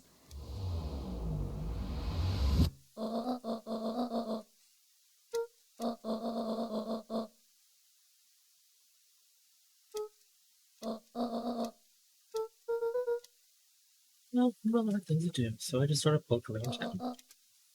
I've set the jam down by the front door. There's 2 batches to drop off. One for Mr. Tolliver at the Bag and Wag. For Mrs. Fratelli at the diner. Oh, and Mr. Milkweed. He said he wanted some more. I suspected as much. Yes, he seems to have taken a particular interest in my jam. There's some extras in the basket for that enthusiastic gentleman. Just make sure Fratelli and Tolliver get the ones on top. No problem. Off you go now. The day is still young.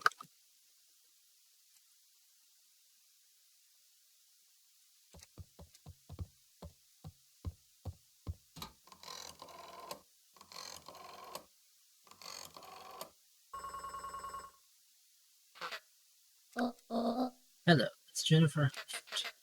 Juniper. Before you hang up, just hear me out.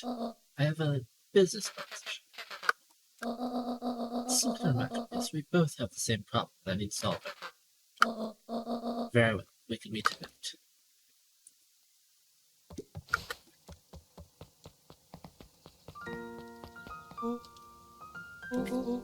Sorry about yesterday. Rossi can be so annoying.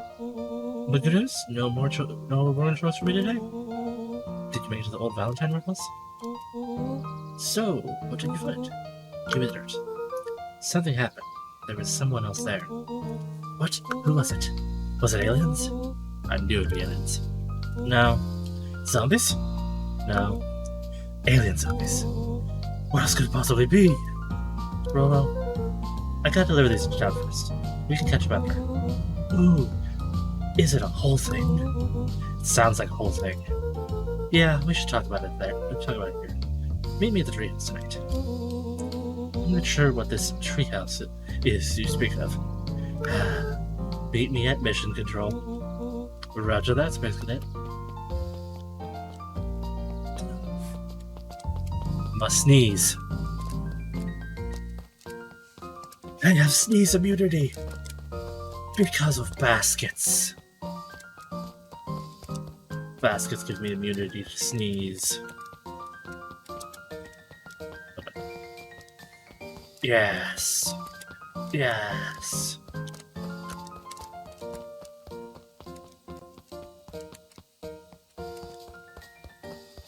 Stop.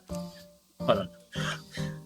I don't know why I am intent on trying to get all the dandelion poofs in one session. And we go.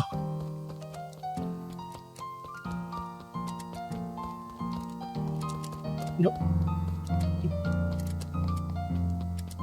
Yes. That kind of worked. Only very sort of kind of. But still.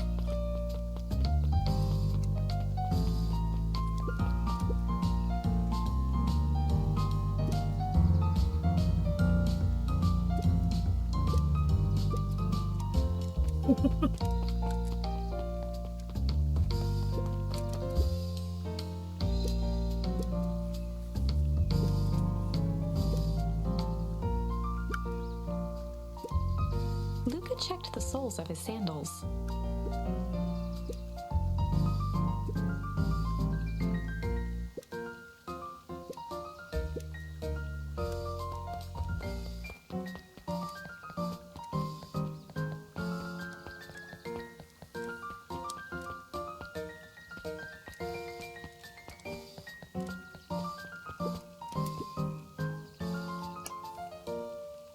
Mr. Wilder, I trust you have time to chat. Eris Valentine, oldest of Sharper Valentine's children, and heir to the Valentine fortune. Honestly, naming your heir to your fortune Eris. Had a way of making questions seem like demands. Mr. Wilder had learned to assume that if he was hearing from Eris, it was because she had taken issue with something he had put in the paper. I couldn't help but notice that the front page of this morning's paper was consumed with stories about this silly festival. Well, yes, that is the news of the day. But there's no mention of the museum, nor the foundation with which it was endowed. Sorry, Miss Valentine. My readers are more so invested in this town's future, rather than any one particular or one family in particular. There was a time, Mr. Wilder, when the goings on of my family was the only thing this town cared about. Well, things change, man. And you know, changes are dangerous. If you finish that thought, I will make that monocle a permanent fixture of your anatomy. My apologies. Good day, Miss Valentine. Did I give you the impression the conversation was finished? Mr. Wilder averted his gaze and began to polish his monocle. Good day, Mr. Wilder.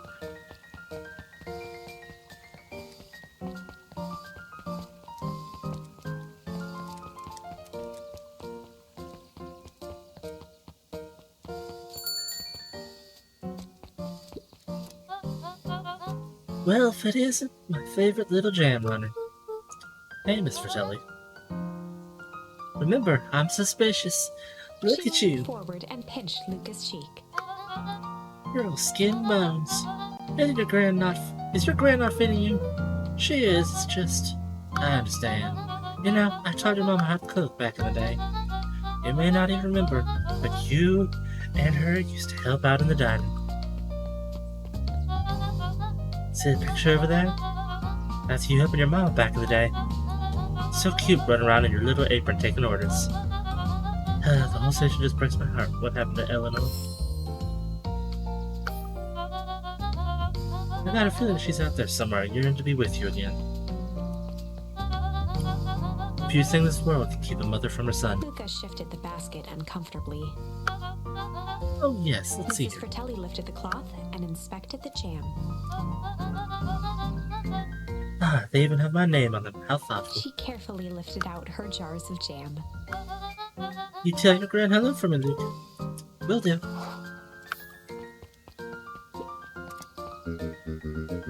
If I could just be left alone, young Mr. Vaughn. Oh sure, sorry to bother you. It's just that Mr. Kerr has asked me to make the opening speech at the festival. Being married and all, you might expect me to be a charismatic speaker. The truth is, I'm terribly nervous. I really don't think I'm cut out for this sort of thing. Cut out for being mayor or for public speaking? Both, I suppose. I never really chose any of this. It's more of my duty to my family. For our legacy. That sounds like a heavy burden. As for the festival, just speak from your heart. I'm sure it'll be great.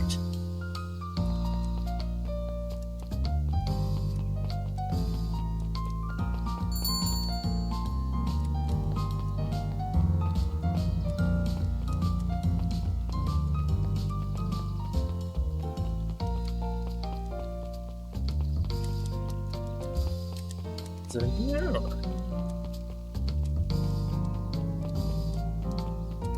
Nope.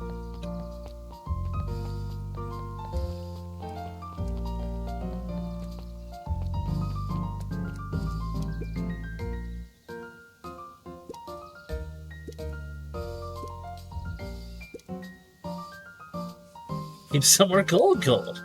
Look, Bert, do you want some ice cream or not? No, I'm good. Hello, suspicious person number 2. Huddled at his counter, Hiram Tolliver was meticulously shining apples. More accurately, Hiram Tolliver was meticulously shining one apple. Hello?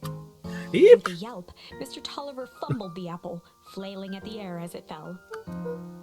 Oh, sorry. No bother, no He bother. leaned forward and lowered his voice. I see you have something for me. Yeah, Grant had some jam I'm supposed to give you. He leaned in a bit further. Jam? Yeah, these ones on top. She wrote the Mr. name on them. Tulliver leaned back, speaking loud enough for anyone to hear.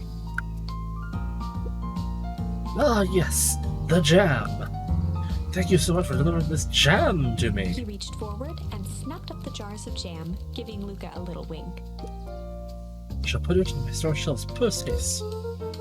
Okay, I should finish my deliveries. Of course. Of course. He leaned in for a final whisper. Of course.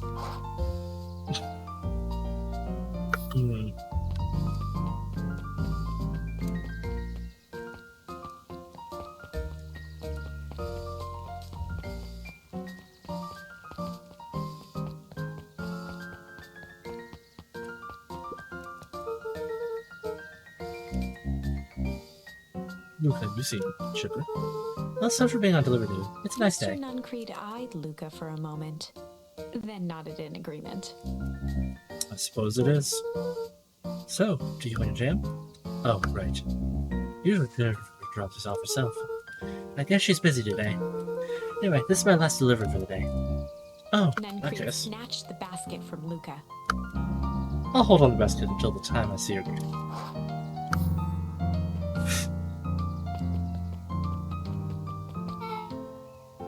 Hey, you. Anchovies or pineapple? What? Don't think. Just answer. Pineapple. Why? How old are you? 12. Perfect. Follow me. Who are you? You remember I told you you asked too many questions? Just try to keep up, okay? What just happened? Well?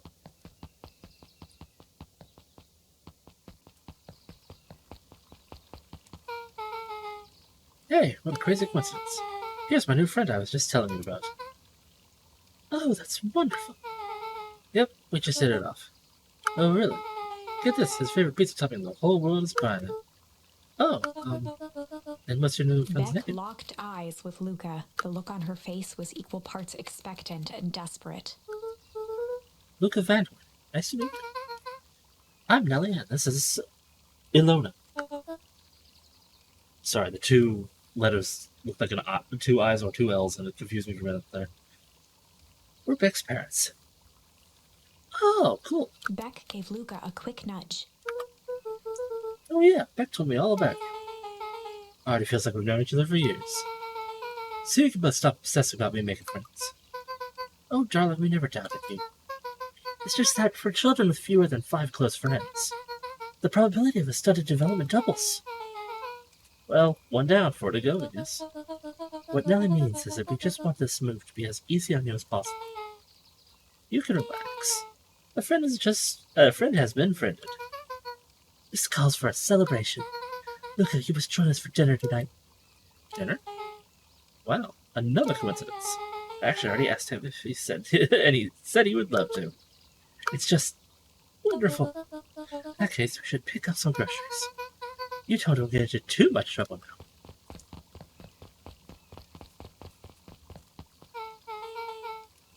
Wow, I can't believe that worked. Thanks, son. You're welcome. I owe you one. My moms are great now. They can be a little bit much sometimes. Our house, that little cottage next to the big mansion place. Wait, you live on the Valentine estate? Yeah, that's the spot. Meet me by their big creepy gate. Don't be late. Or I'm back to square one on this whole friend grift. Great, see you there.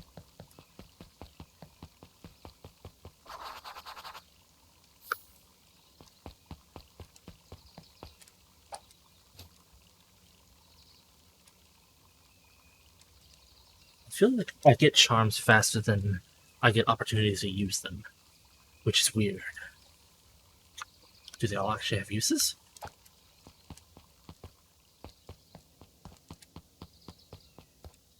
Is it the same thing without him being right there? Yeah.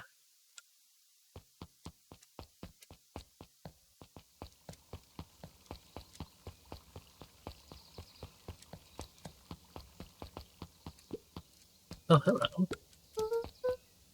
Good morning, Jeff. What's so good about it? Another day further down the tubes, if you ask me.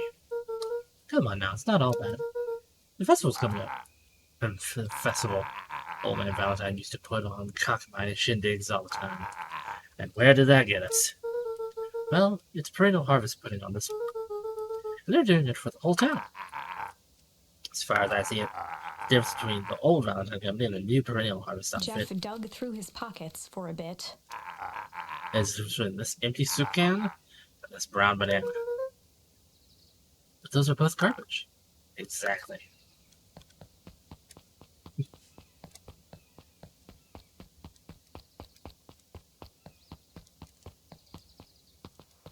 Why did you just have those in your pockets?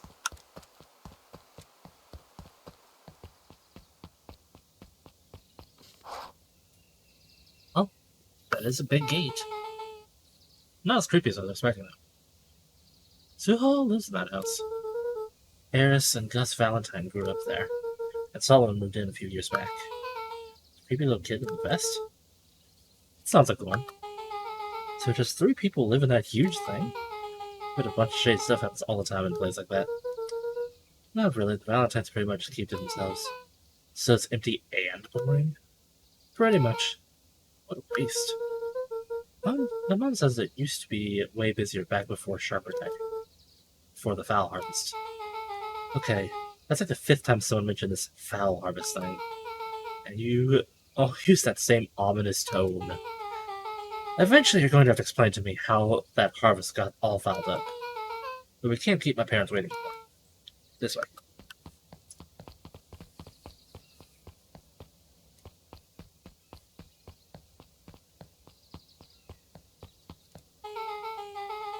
Most kids would have just ditched me at this point. Why are you still here? You look like you could use some help. You know what, Luca? You're not so bad. Let's get through this as simply as possible. Just eat, smile, and nod. Fun.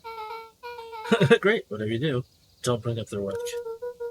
I think I can handle that. Took a long breath, then gave a firm nod. Here goes nothing. Chapter 4. Dinner with the Moodwills. Ilona Moodwill was worried about change. A gardener at heart, she understood the necessity of change, relied on it even. But there was a difference between the controlled world of her plants and this cluttered cottage in a strange town. Almost done. Nellie was a blur of activity, digging through boxes. Sorry, love, couldn't find the dishes. We'll have to make do with paper plates. Dinner went by without much conversation. As she watched Beck and Luca finish up their pizza, Ilona let herself relax into the chair. The things she cared about were still here. Nellie finally had the job of her dreams. Beck was beginning to take root. Ilona's task was simply to tend to them. She could do that.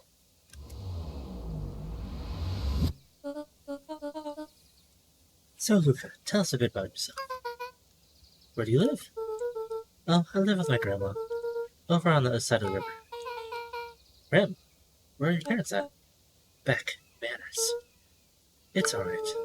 My dad passed away in an accident in fertilizer plant 6 years back. Oh dear.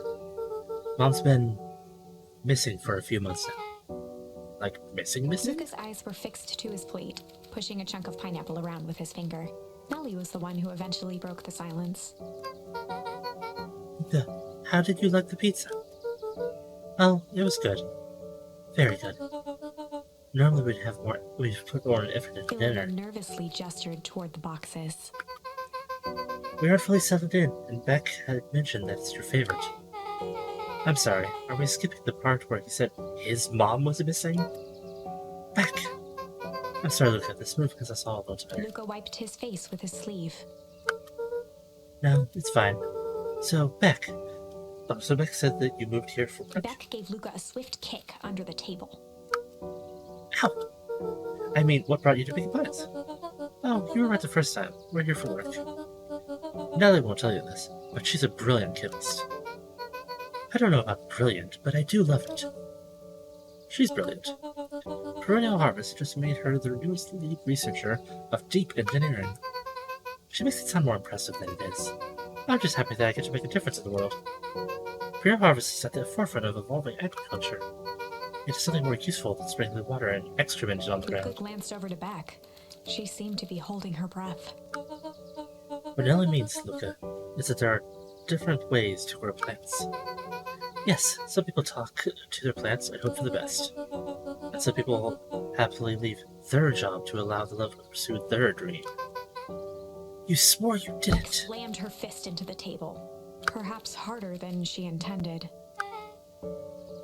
Hey, Luca, how about some dessert? I actually have to put my friend Rollo's. Luca glanced outside to gauge the time. The sky was darker than he expected, filled with ominous clouds. Looks like there's a storm brewing. I should get going. Oh, I didn't think there was any rain in the almanac. Yeah, almanacs aren't that useful Luca around here. wiped his mouth one last time with his napkin and started to get up. Thank you all for the pizza. It was really good. See you at the festival, Beck.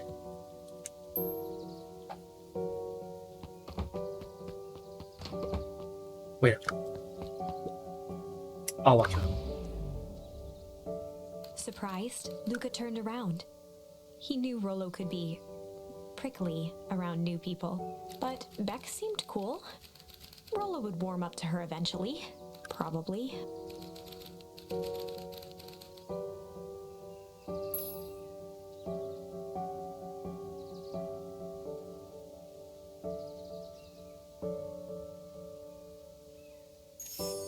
Luca began to respond, but the sky answered for him as the clouds above began to rumble with ominous thunder. Sure we can make it home before the storm kicks off? Luca surveyed the roiling clouds. I'd say the odds are good. Maybe we should stay here and I'll just make a break for At it. that moment, the heavens opened up, unleashing torrential rain. Here to recalculate his odds.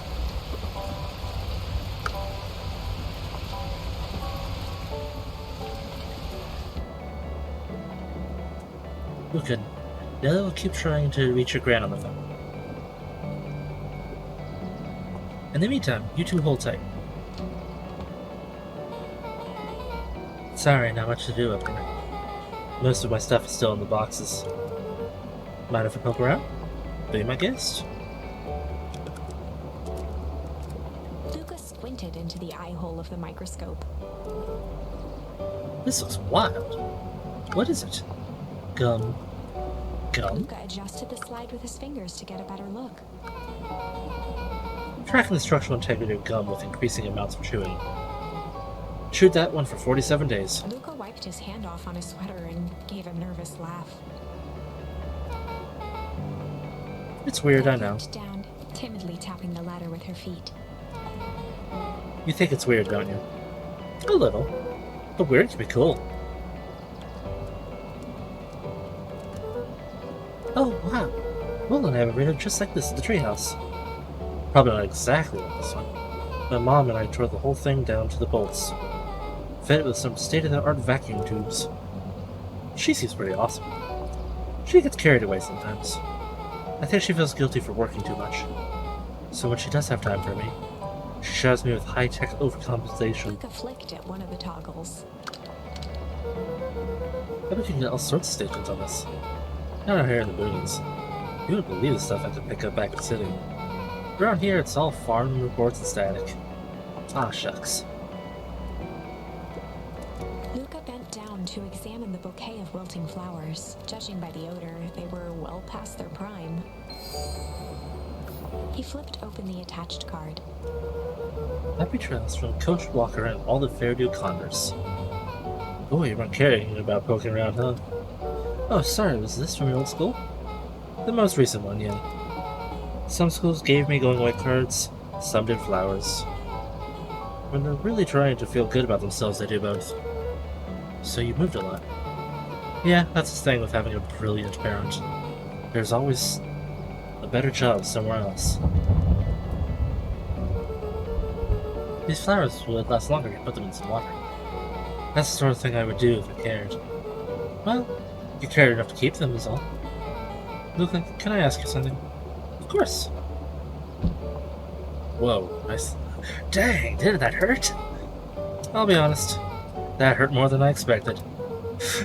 But at least you look cool doing it. Beck took a moment to watch the rivulets of water running down the window. Do you ever feel alone? Like, even when people are around? Well, Rollo can be pretty absent-minded sometimes. I'm serious. Does it ever feel like your family doesn't care what you want? It didn't used to feel that way. I know Grant loves me, but sometimes when she looks at me, it's like she's looking at a problem. Luca took a deep breath, exhaling slowly. I know the feeling. How do you deal with that?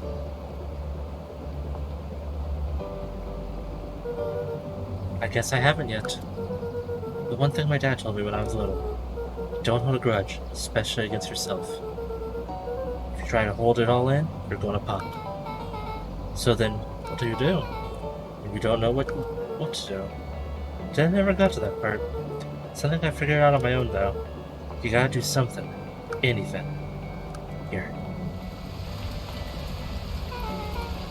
What are you doing? I don't know. Something. We're going to register our complaints with the storm. Listen here, you miserable universe. Stop jerking me around. I just want things to go back the way they were. Everyone tells me it's going to be alright, but things are going to change. Luca let out a feral scream that echoed into the night. Every time something changes, everything gets worse. Screw this town. Well, let me try. Moving sucks. I hate it. I hate that I hate it. Why can't I just deal with it and be happy for my mom? Why can't we just stay somewhere? Brah! Voice dropped to a trembling whisper. I just want to be a normal kid. Beck brushed off her shirt and straightened up.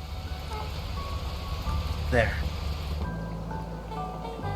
Wow, I actually feel a As little better. abruptly as it began, the storm abated. I needed that. Me too. I should have it before the rain starts up again. Sure, I'll walk you out. See you in Rollo at the festival? Sounds good. Luca, don't let the universe jerk you around. Beck gave Luca a light thump on the arm before heading in. Chapter 5. Friendly Feud. The air was heavy with the hard rain's residue, the smell of wet things. Despite his dreary surroundings, Luca felt at peace. He'd never shared those details about his dad with anyone, not even Rollo. But it's not like this changed anything. Rollo was still his best friend. Adding Beck to the group would help balance things out. Everything's better in threes. This is what Luca told himself as he headed to the treehouse.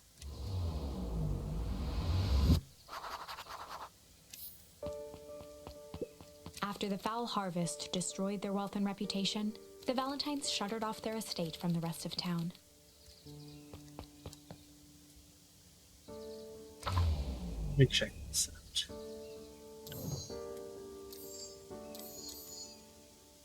This is still ranching as it is.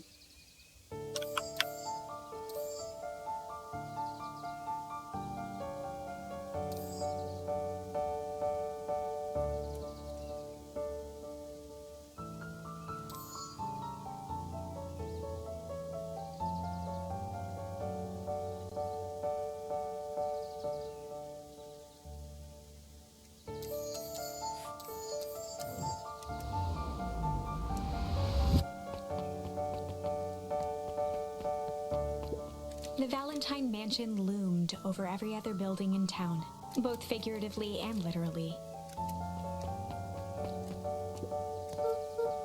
Hey Dom, tracking down the lead? You bet. I heard a juicy rumor. Turns out, after Valentine died, they did find a peculiar last will. Peculiar how? He didn't just give his kids inheritance. There were conditions. What? Its documents stipulated that Eris had to take on a child as her ward. A kid our age, who just showed up at town one night with a lawyer. Solomon? Bingo. So Eris was forced to take care of him? Yep, and she would have lost everything. Why would Sharper care so much about some random kid? Rumor has it, old Sharper sowed some wild oats. Explains the way Eris treats him. Or Salt. How do you find it looks out? A good reporter never reveals her sources. Interesting.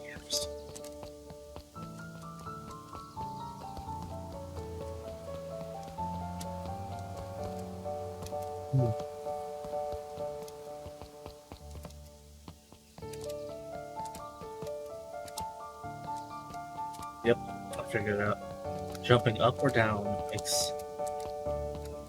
Oh, it doesn't happen every time? So sometimes we're going back to upgrade up and down. That causes you to jump a second time. What causes it? Also, man, it's creepy at night.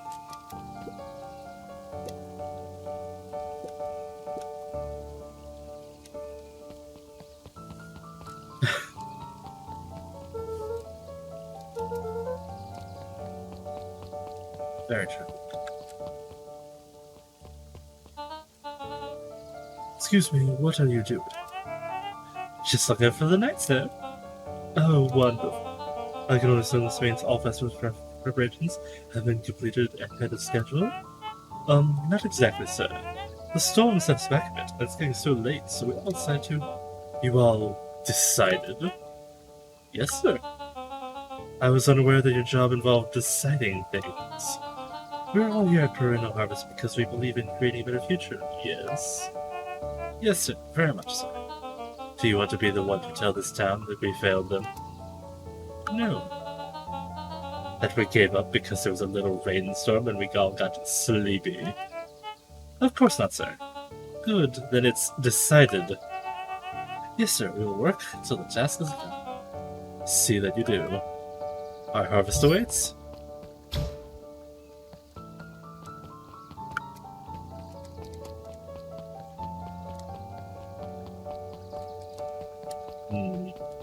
Very An ever-increasing amount of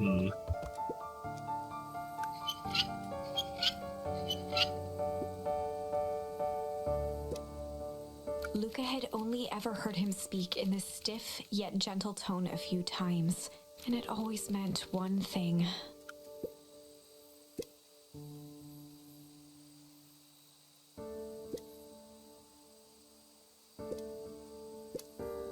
Rollo scoffed.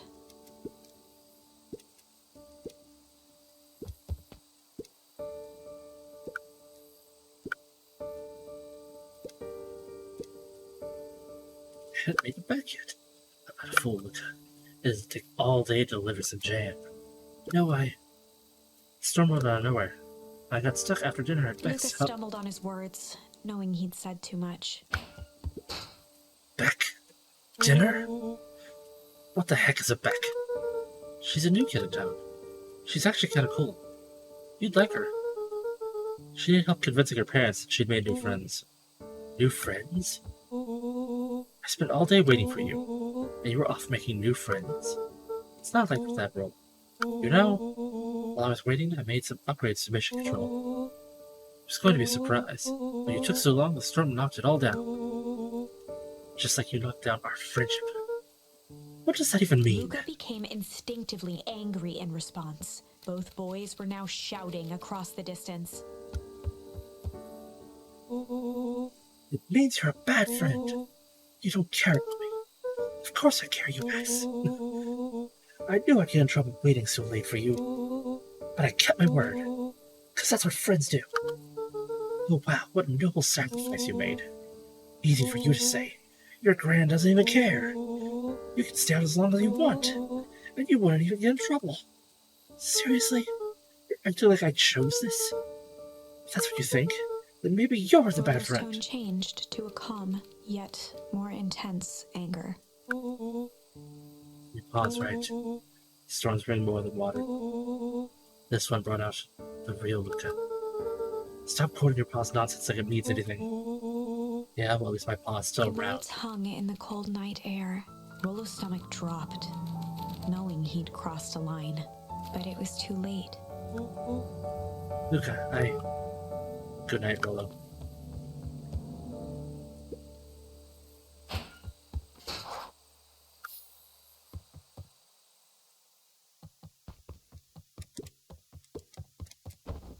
dug through his old stuff, not even sure what he was looking for.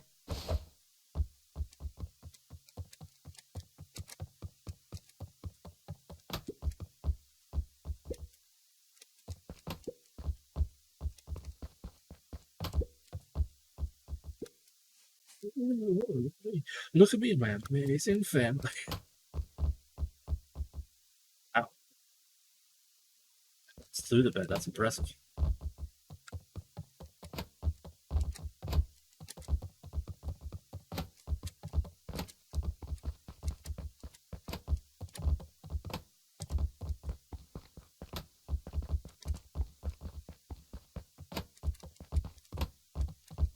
This was probably one of those things that the development notes mentioned things going out of bounds repeatedly and having to fix it.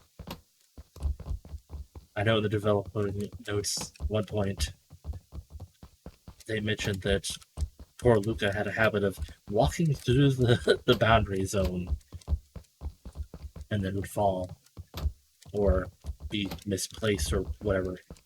It's been a while since I read it, but the mental image was just this poor deer walking through the walls being like, whoop, I'm in the void now.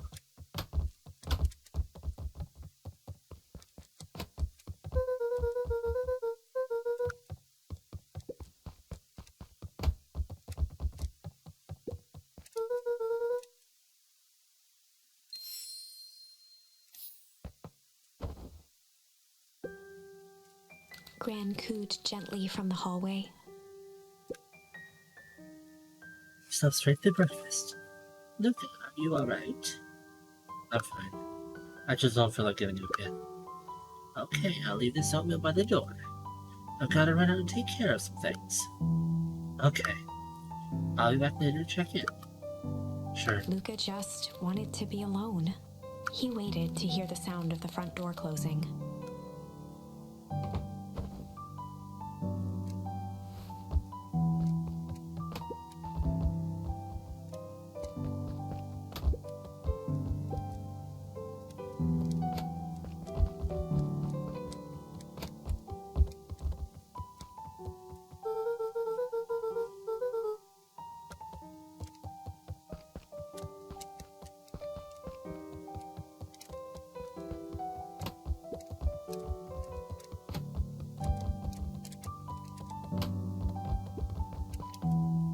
Luca dozed off. So you didn't bro? No. Wasn't hungry. Well, just in case you get hungry, I'll leave a sandwich here too. Well, okay, bye. What did he say? He wanted to talk to you. What did you say? I told him you weren't feeling well. Good. So you're planning to just sit in your room all day? Pretty much. Well, I need to pop away again. If you decide to end this pity party and go outside, I think it'd do me some good. Luca still couldn't bring himself to go out. Besides, if he ran into Rollo, he'd have to actually confront the situation.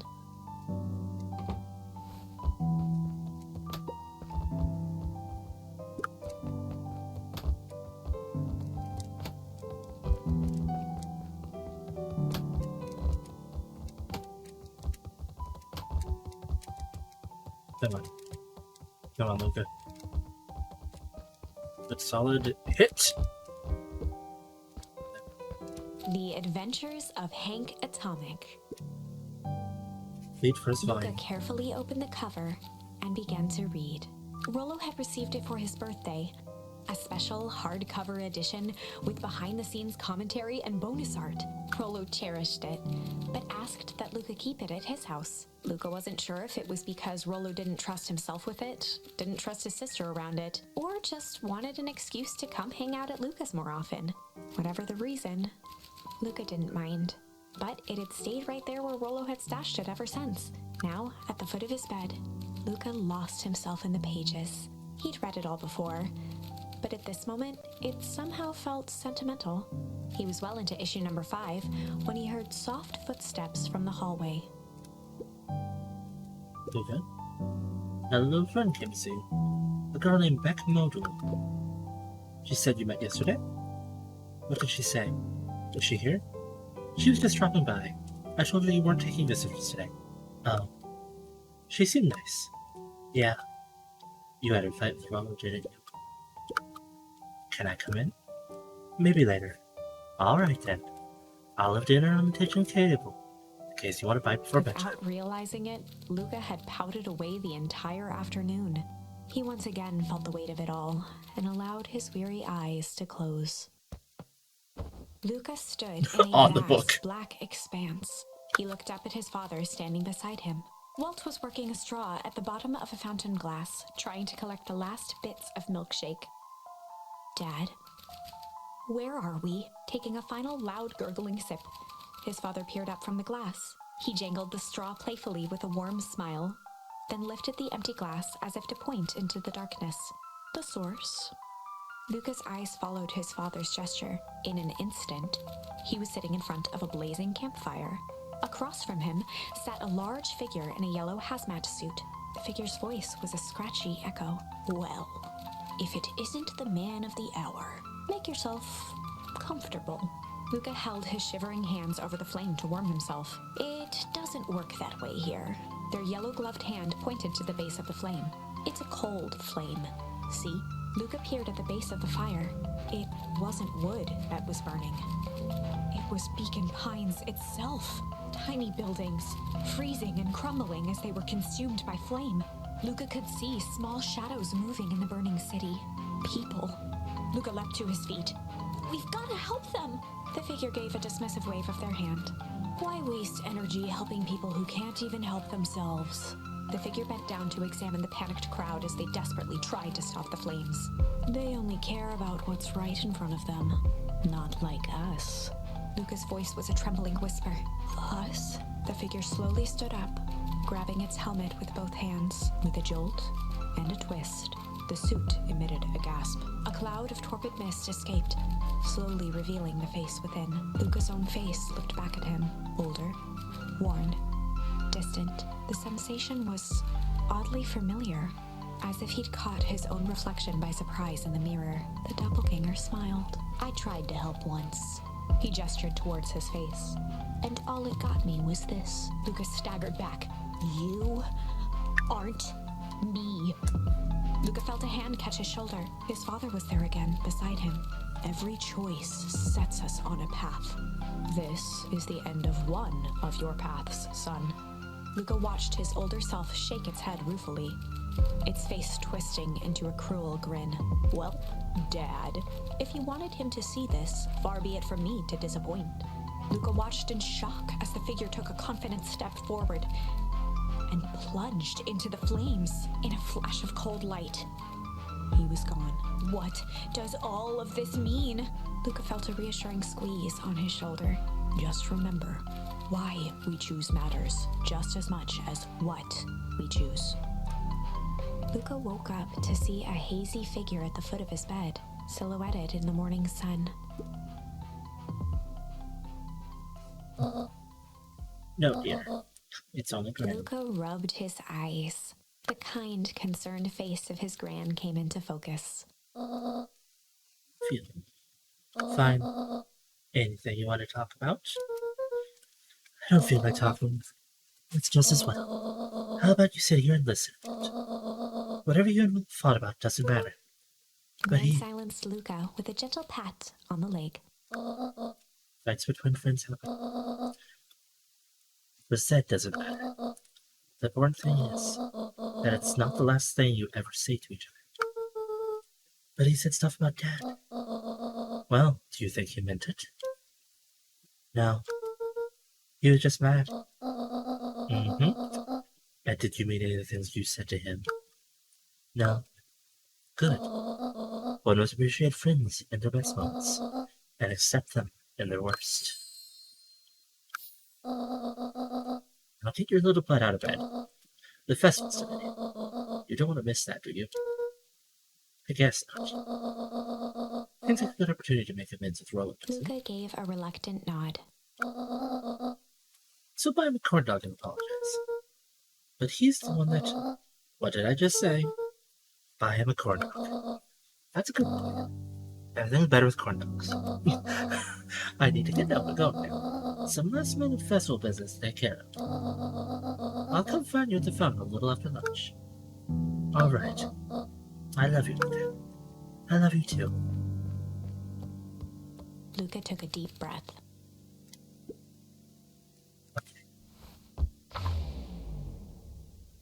Chapter 6. Through thick and thin. Despite Luca's bitterness, Gran was right. He needed to hash things out with Rollo. A big fight changes the nature of a friendship. Whether, in the end, it is for the better or for the worse, all comes down to understanding. If one is not careful, the same familiarity that builds the strongest of bonds can become the wrecking ball that shatters them.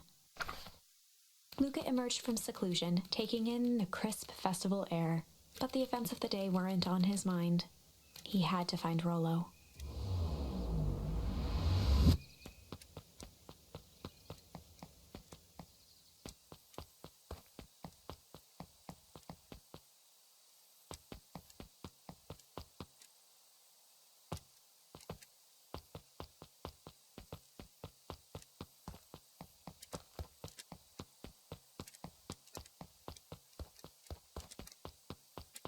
Sneeze immune. My allergies. They have disappeared. And if only allergies were that easy to get rid of. There you are. Luca, Rollo wanted me to tell you something. What is it? Roxy rolled her eyes, shaking her head. Space adventure. Though you needn't buy it. If you be brave, go somewhere quiet. Roxy, don't... It's a riddle. My goofy little brother wants you to find. Luca looked down and kicked at the dirt. Look, I know you two had a fight. The only thing more annoying than my little brother is my little brother without his best friend. So I'm doing him this one favor. Now, I need one favor from you. Whatever this went down between you two, squash it.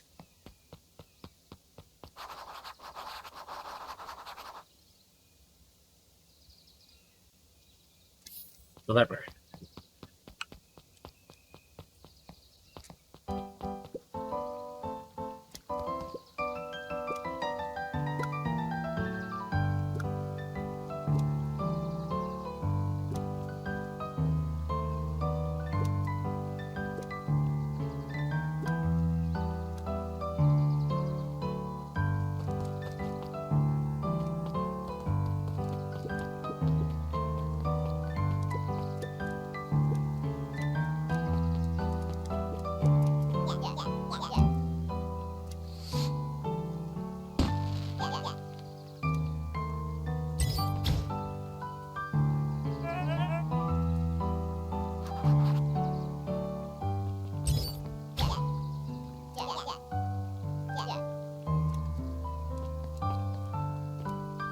Are like drones.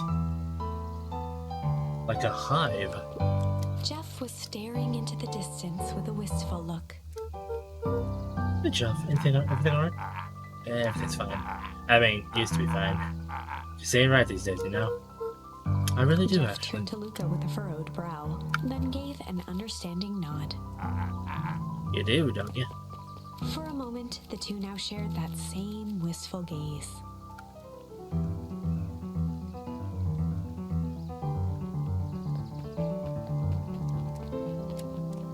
Well, that's the most festive looking trash cans.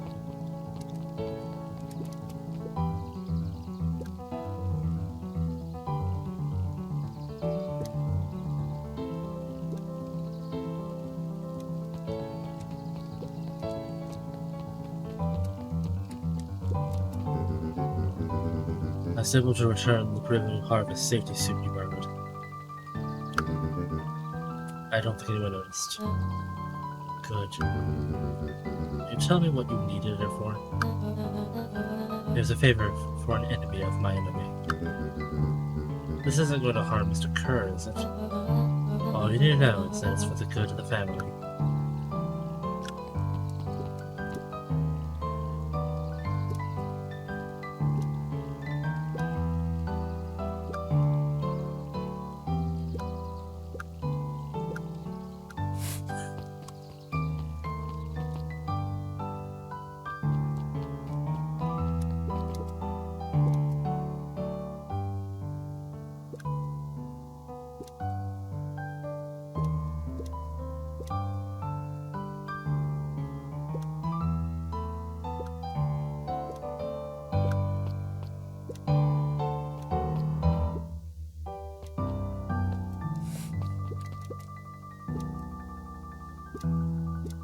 Griffin looked away suspiciously.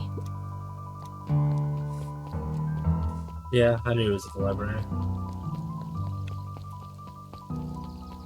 Let's just check things out beforehand.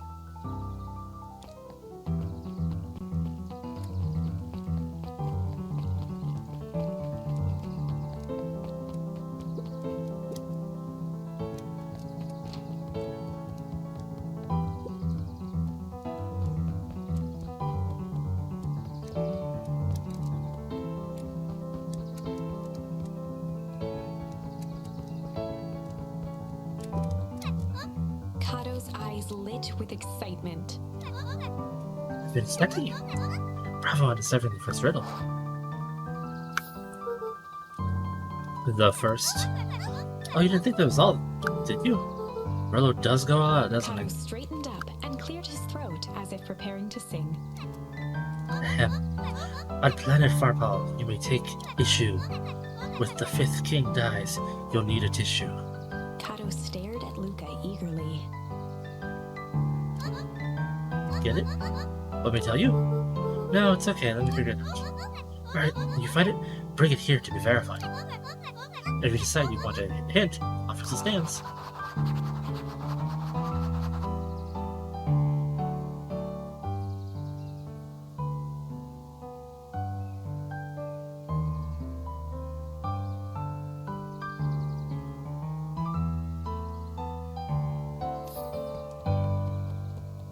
This king.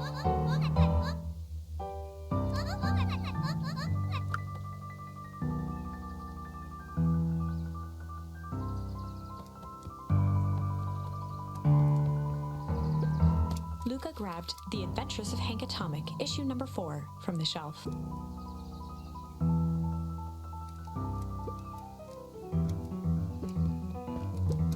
Luca grabbed The Adventures of Hank Atomic, issue number 5, from the shelf.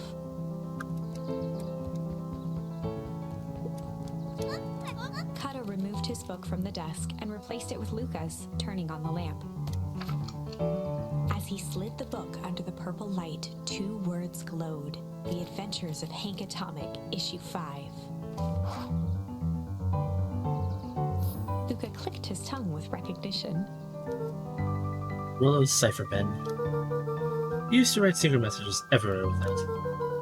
And only I had the special flashlight needed to reveal it. But I lost it. Well, apparently he traded Shaw for it. He traded Shaw for this purple light bulb. Part of its entire Halloween candy staff. Oh, Rolo. Let's see here. Kato began flipping through the pages, stopping when he hit a glowing word. Did with such a He continued rift. flipping. In. Grub. Cart. Reaching the end of the book, Kato looked up. That's it. Grift in grub cart. Griffin.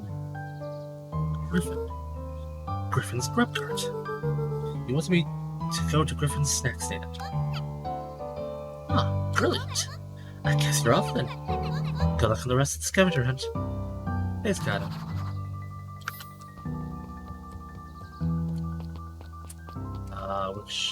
Which person was Griffin again? My memory of names is horrible. Forget his. Is that Griffin?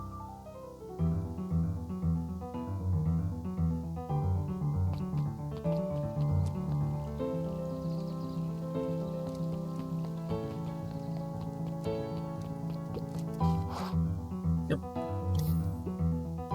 Hey, Griffin. Did Lolo Before come? Luca could finish his sentence, Griffin handed him a corn dog. Oh, that's it? Bought and paid for it. Enjoy. Thought it was supposed to be a riddle. Luca shrugged, taking a sizable bite out of the corn dog. Yuck, it's cold. Oh yeah, it's been sitting here for a while. Rolo wanted me to be sure to give you that one specifically. Well, that's Luca just. tongued at his cheeks, feeling something rough between his teeth. He reached into his mouth and pulled out a slip of paper. He Come shook on. off the bits of corn dog to read the slip. A pickup when you need some pep. Near the fountain, up the step. Luca finished off the remainder of the corn dog. This needed to be a whole thing.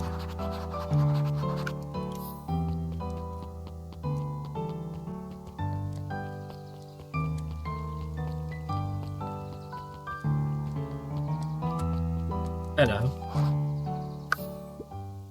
There you are, look. There's no way I'm actually doing this. It's way below my pay grade.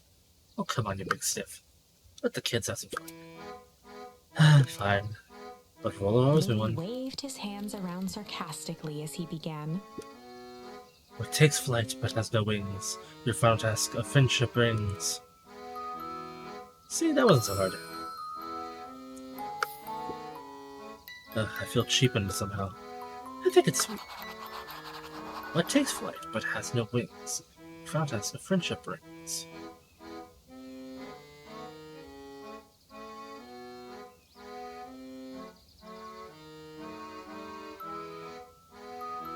Time flies? Is there a big clock somewhere? Oh. Hey. Hey. Did you find the comic book? Yep. And you got the corn dog? Yeah. Well then. I know it doesn't make up for what I said, but here, you are. Rollo sheepishly handed Luca the balloons.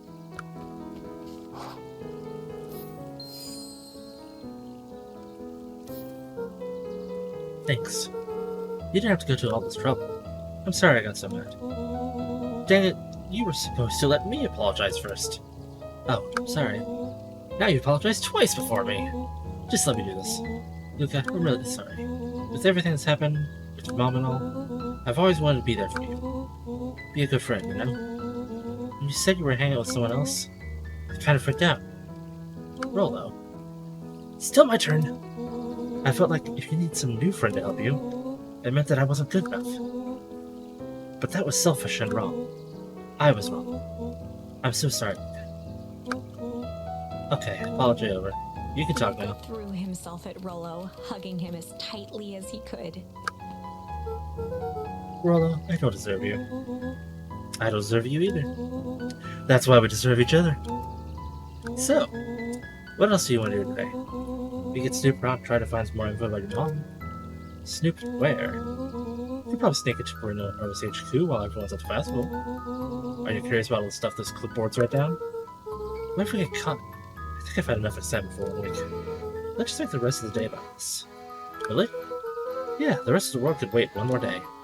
You know, I have been wanting to get some work done on the MCDC at the Mission Control. The aim is a bit unpredictable. That sounds perfect.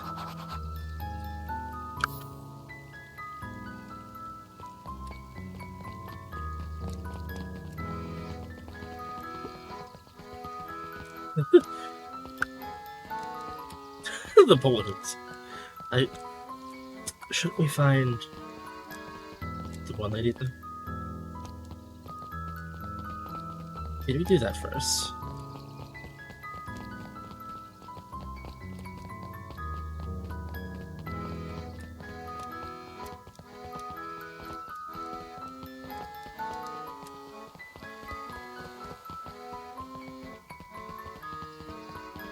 Don't mind the detour, Rollo. Can't do anything. Well, I tried. I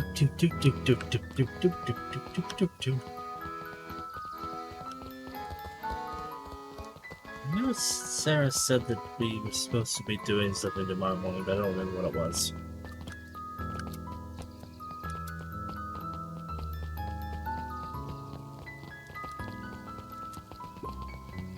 No.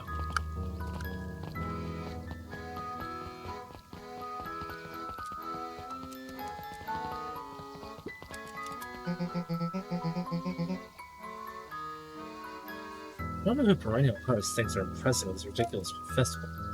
Totally. The town's still falling apart. The weather's still cruddy, and the season's harvest looks like it's going to be worse than last year's. You said it. No amount of corporate panderings will change any of that. Exactly. But lemonade at the drink stand over here does look very tasty. Fitz, I'm still going to be mad at them. I'd just rather be mad while sipping some delicious lemonade as well.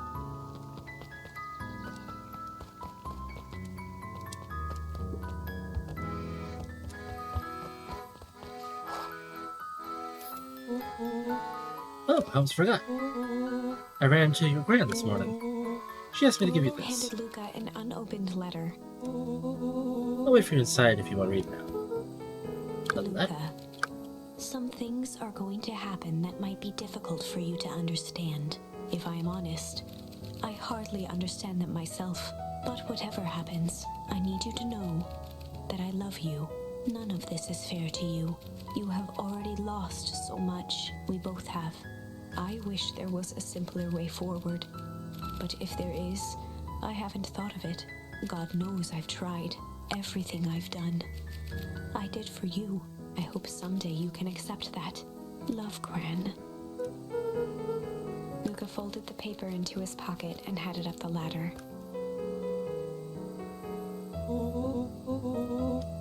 What's up with the letter? Anything you want to talk about? Maybe later. Sure, whenever you want. You know, you really didn't have to go to all that trouble just to apologize. I know, but we've been looking forward to the festival for weeks. After I ruined everything with my big mouth, this is the best way to make sure you still had a good time without me. Well, Luca though. was at a loss for words, but that was fine. Words aren't always necessary. The festival seemed nice. Was it nice? We can still go. Nah, this is fine. Well, this is always next year. Sadly, this was untrue. A distant rumble shook the treehouse. Huh? What was that? Oh man, we missed the fireworks? It was not fireworks. It was something the boys couldn't possibly comprehend. Something as old and cruel as time itself.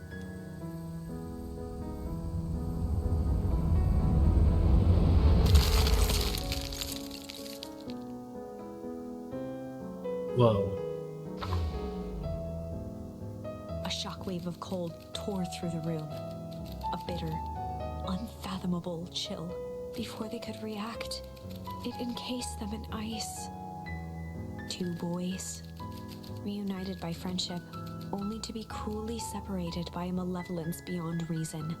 And so, our story ends on this melancholy scene, in a silent treehouse turned statuary. In a town brought low by its secrets, sits a pair of friends, alone, together. For the rest of time. The end. No, that can't be the ending. It simply can't. I won't accept it, and I hope you won't either. There are more endings, more possibilities. I can feel it. We are just going to have to sort through them all until we find the one that fits.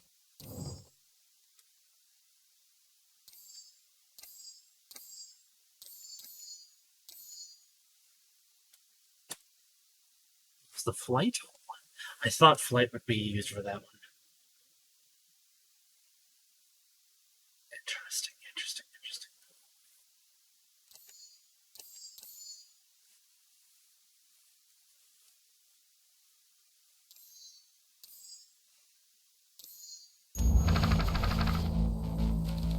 Let's get back to this weird so. Luca drew himself up and decided to take the only option they had left. Flight. He squinted down the barrel of the mission control defense cannon, aiming it through an opening in the dense tree branches. He looked up with surprise as it struck true and taut. Wow, I can't believe that worked. Hey, Mr. Kerr, we'd love to hear your thoughts, but I'm afraid we have places to be. Come on, Aggie. See ya, Jax. Fine. We know where that leads them. This way, we'll take the tunnels. Luca and Iggy winced as they sprinted through the thicket. The branches clawed at them, reluctant to give passage. After what felt like a marathon, Luca stopped in his tracks as they reached the clearing. What the? That was all he was able to say before Iggy slammed into his back. The boys tumbled down a steep decline and crashed with a wheezing thud on a surface as hard as ice. Hello, the Gotcha Doge.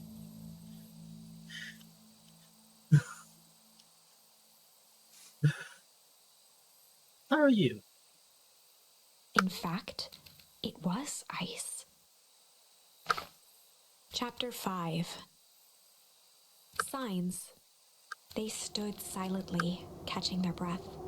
The sky was like sapphire. With each breath, a plume of steam escaped from Luca's lungs. Let's keep moving. Luca pulled Iggy to his feet as they gazed across a snowy terrain.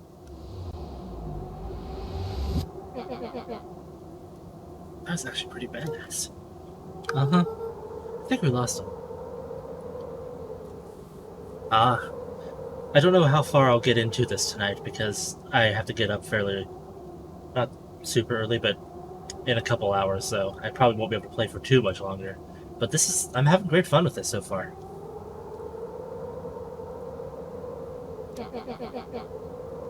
You up in the mountains? I don't think so. If anything, we went downhill. What's up with the winter wonderland? I know there's no chance, or there's no going back the way we came. Let's see if we can get our bearings. Follow me. A disc of smooth metal was lightly covered in snow. 2 faint seams were visible along the surface. Animal cover? If it is, I've never seen one like it.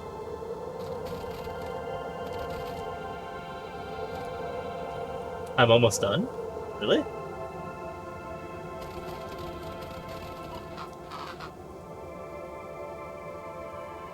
Luca, you there? I'd almost forgotten the walkie-talkie he was carrying. It's that bozo Kurt. I hope nothing bad has happened to you out in those Luca woods. looked at Iggy with hesitation.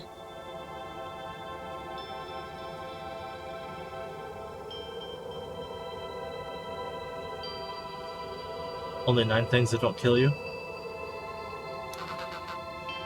With a resigned sigh, Luca responded. Seems like the only dangerous thing in the woods is you. He speaks, the young man of the hour. Now, how in tarnation did you end up with one of our radios? Just lucky, I guess. Boy, howdy, you family points are full of surprises, aren't you? You knew my parents. I never had the honor of meeting your father, but your mom sure was a handful. Luca winced, shoving the walkie-talkie back into his pocket.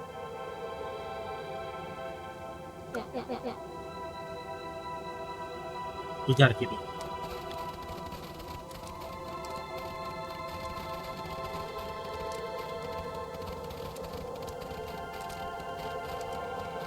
So no more visceral.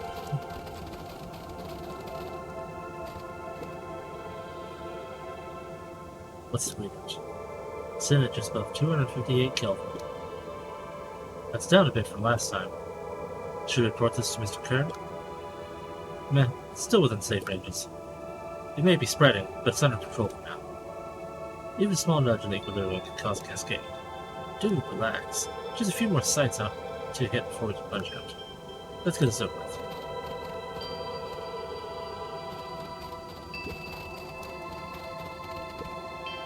What's all this? Hard to say with all this. I think it's a town sign. I can almost make the letters in there. What does town consider me? It could be another town so deep in the wood. I'm looking at efforts to the contrary. Let's figure out what we're dealing with here. How many tasks have I done?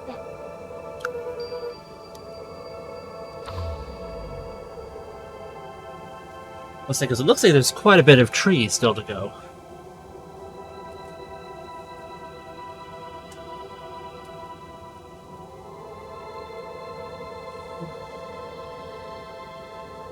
Only 3 more, huh? Alrighty then.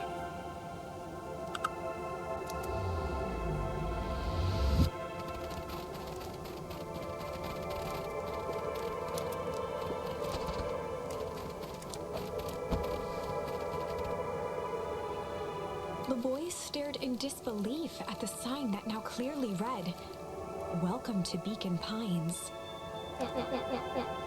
Doesn't make any sense. We're in it. How's that possible? We ran away from town. How did we get back here? I guess we got turned around. Where did all the snow come from? Well, it's been colder than normal lately. That's a big difference between sweat weather and Arctic hellscape. The puddle we fought at before, it was cold too. Maybe all this is one source. You think it's related? What the hell is going on? We're going to get you some answers. Let's keep moving.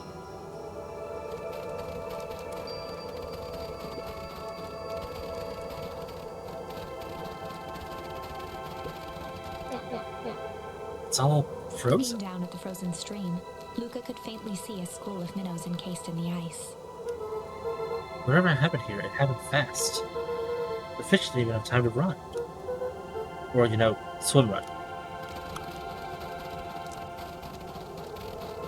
The crunching of footsteps trailing Luca went hush.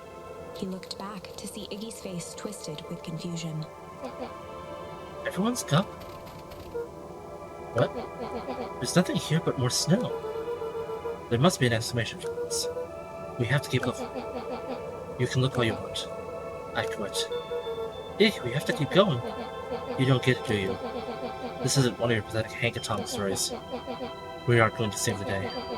We aren't even going to save ourselves. My face is mangled. The town is destroyed. And everyone we've ever known is gone. We don't know that. You can't just quit. Do whatever you want. I'm done. Iggy, it's going to be okay. Luca peered upward at the darkening sky. He let out a long, foggy breath. Faintly, Iggy began to cry. Seeing Iggy in such a pathetic state gave Luca a sense of compassion, and more than a little guilt. It is getting pretty late, I think. Probably not great to stumble around in the dark anyway. Luca allowed himself to collapse next to Iggy. Let's just rest for The a bit. boys huddled together for warmth and comfort. If not for exhaustion, their minds would be racing, trying to make sense of the events of the day. As it was, all they had energy for was to sit in silence, numb.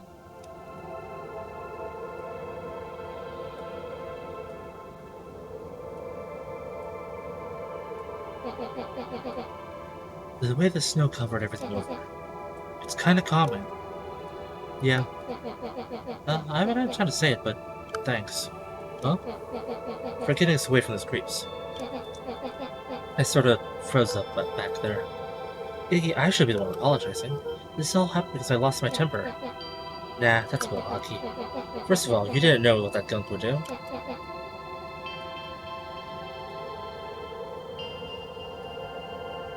You didn't, right?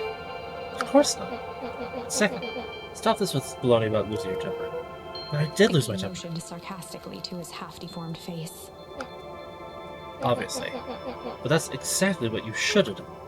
Huh? I was being a horse's ass. You were supposed to be a horse's ass in response. That's how it works. Iggy, I'm having a hard time following. You wanted me to fight you? Of course. Jeez, you goody-goody types take forever to understand this very basic point. Why would you go around saying cruel things to try to get into fights? Iggy shrugged. It's something to do. You're an asshole because you're bored? Sometimes I just feel empty. You wouldn't understand. You and I are always having a blast together, laughing and calling that dinky little treehouse mission control. Iggy now wept openly. Perfect little Luca Van with his perfect little life. My life is not perfect. Everybody tells you. Not everybody.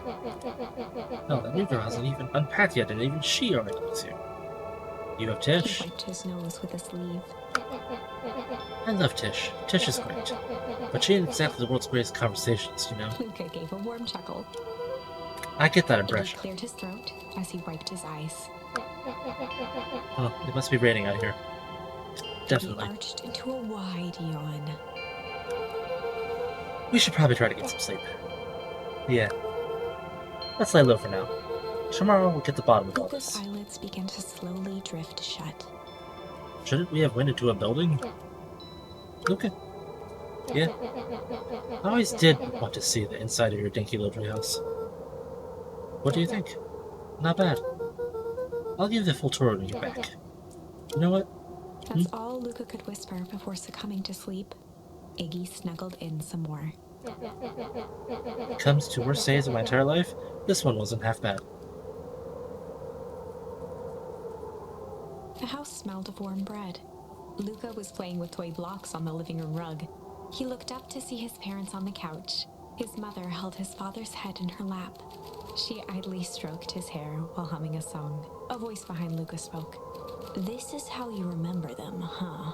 Luca turned to see his own face.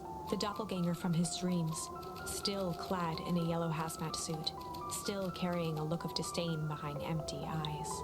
Aww, look at this perfectly cozy scene. You know it wasn't really like this. The figure picked up a toy block and inspected it. It's amazing the facades that one can build given the right materials. Not that I blame us. These are a child's memories, all warm and fuzzy. You don't remember, do you? Lucas snatched the block from the figure's yellow-gloved hand. Remember what? The doppelganger pointed to the couch. The last day we saw him alive. The day he chose to abandon us. Luca turned to look at his father, still lounging on the couch. That's not true. He didn't abandon us. The doppelganger waved his hand dismissively. Everything is true here. It's just a matter of what we choose to see. Well, let me show you.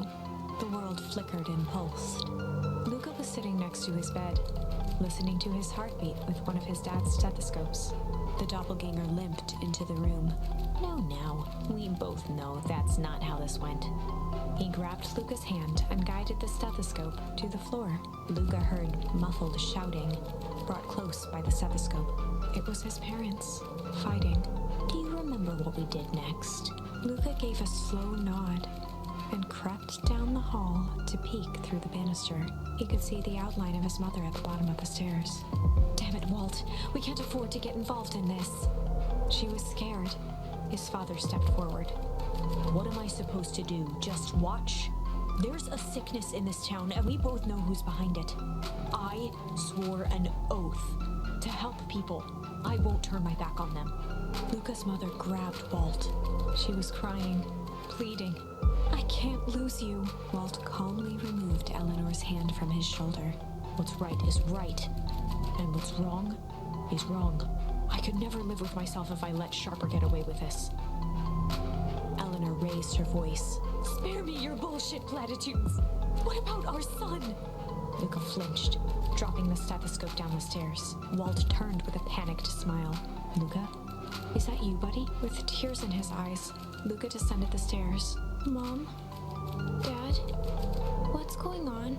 Walt dropped to a knee to meet Luca eye to eye. Nothing, buckaroo. Your mom and I just got a little overexcited is all. Luca placed the stethoscope against his father's chest. His heart was racing. It sounded like you were going somewhere? Walt gently removed the device from Luca's ears. Listen to me, Luca.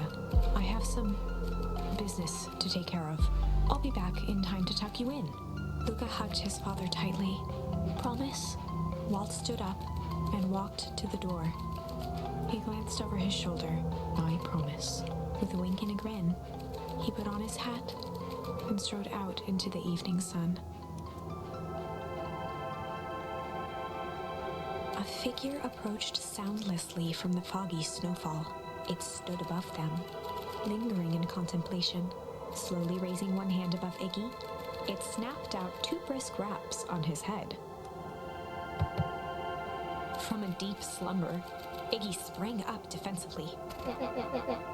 Get your hands off Whether me. it was the calming presence or the recognition that he was not in danger, Iggy felt his clenched fists lower.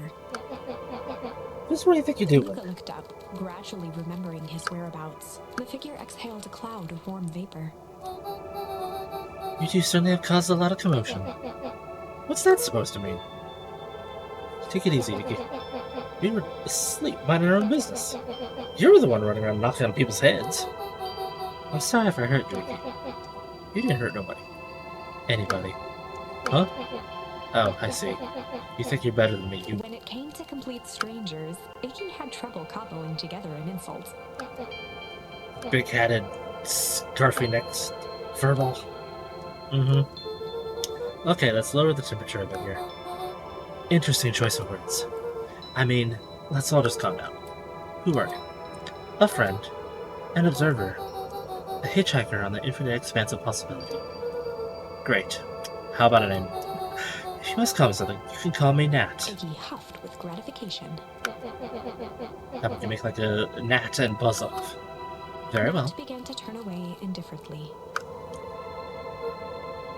Wait. Do you live here? You might say that. So you know where we are. You might also say that. Look, pal, we just want to find a safe way out of here. You gonna help us or not? Before knowing how to leave, we must know where they are. Alright, that does it. Luca, I don't know about you, but I'm getting out of here, one way or another. Iggy turned sharply and began to stomp off. Enough with the riddles. Iggy, wait up. Realizing he'd worn their patience then, Nat relented. Very well, I suppose this isn't the time for metaphors. I'll show you how to get back home. Luca and Iggy turned around with hope in their eyes. Come here. Nat took a deep breath in. Close your eyes. Nat exhaled slowly, then snapped his fingers. Okay, For a open. brief moment, Luca and Iggy let themselves believe that some great magic was about to unfold, until they opened their eyes and found themselves in the exact same place, cold and disheartened. This is your home. This is Beacon Pines.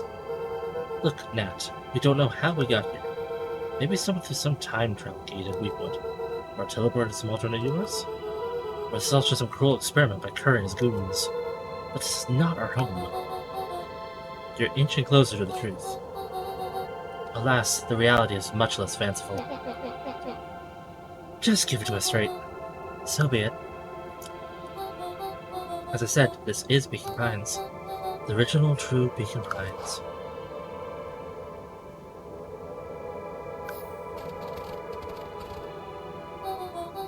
You both grew up here, but the town you've called your home for the past several years is a replica. A remarkable achievement of engineering, to be fair, but a replica nonetheless. It's impossible. It's too much work. You need a whole town to replicate a whole town. Indeed, to pull off such a feat would require immense labor power. That which could be moved would be moved. That which could not would require a precise duplicate. We would have noticed. Someone would have noticed. You'd think so, unless the auditing was impeccable. A mind-numbing attention to detail. As for the innumerable trivialities which complete the tapestry, well, you can leave that to the miraculous thing we call a brain. It has a real aversion to discontinuity, a revulsion even. The brain has a wonderful way of smoothing out the rough edges, keeping us sane. Luca and Iggy looked around uncomfortably. So you're saying that someone made an entire new town and moved us all, and no one noticed? Precisely. But why? Why is the one question that can never be answered with certainty. The best one can do is to uncover. Nat narrowed his eyes, furrowed his brow, and uttered, The source. Why'd you say the source like that? Luca Indeed, began to laugh uncomfortably. it's so ridiculous. There's no way He they looked could. down at his feet. His eyes started back and forth in contemplation. With a sudden pain, a thought struck him. If this really is home, He sprinted off into the pale distance. As Iggy turned to follow, Nat called out. Iggy, it's not too late to turn back. Simply head west through Weedwood.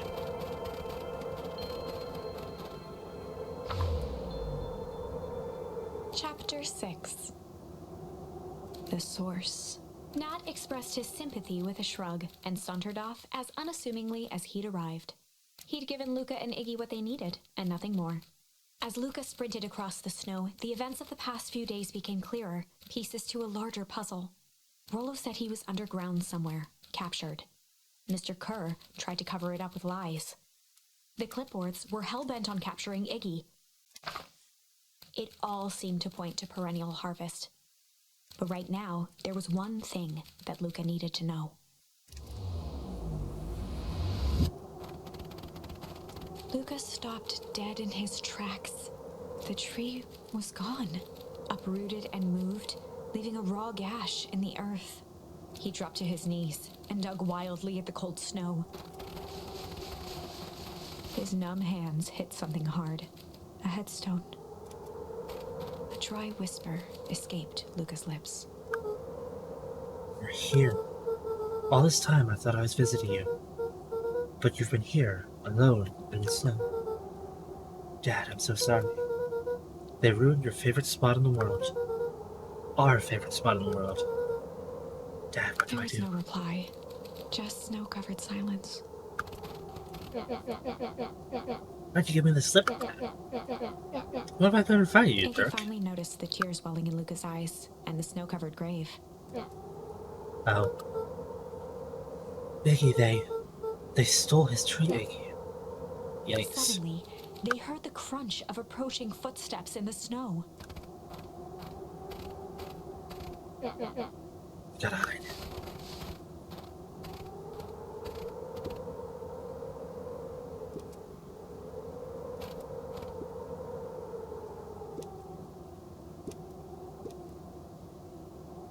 You ever think about what we did here? We saved a whole town of people. Doesn't feel like it sometimes. Look at everything we left behind. That's the grave of someone with a family. The people who loved them will never know the truth. The truth is He bent down overrated. to scoop up a snowball and lobbed it playfully. Hey, don't be such a downer, dude. We took this job to change the world. Yeah, come on. So much lunchtime. Weirdo.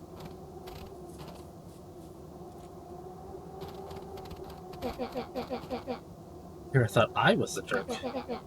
These dinguses are out here literally dancing on graves. Luca stuttered through heaving sobs. I thought I was visiting him. I thought he was with me. Not gonna lie, that's a bad break. Give some Iggy gave advice. Luca a solid smack on the back of his head. Yeah. Who's any of this helping? What? Sitting here in the snow, running like some pushover. Who are you helping? They look what they did. They lied to everyone. Blah blah blah. Luke Van, you're a lot of things, but you ain't no pushover. What should I tell you before? When some jerk comes to you, act like a horse's ass? I should stand up for myself. Hell yeah. Kerr and his merry little band of clipboards pulled off this switcheroo for a reason, right? Not mentioned something about a Luca source. wiped his eyes with a sleeve. Whatever's at the source must be awfully valuable to perennial harvest. Sure would be a shame if something unfortunate were to happen to their precious source, wouldn't it? What do you have in mind? If it's small enough to steal, we snatch it. If it's too big to snatch, we smash it. Well, if it's too big to Iggy smash, flashed a mischievous smile and cracked his knuckles. I'm always up for a challenge. I'm gonna make this right, Dad, I promise. Let's do this.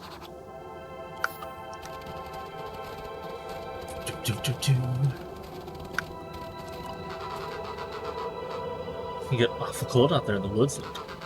Probably best you two stay put to conserve your energy. Help's on the way. Where's Rollo? Where's my mom? Did you kill her? Oh heavens no, do I seem like a killer to you? Iggy and Luca shared a skeptical look. Well, do I?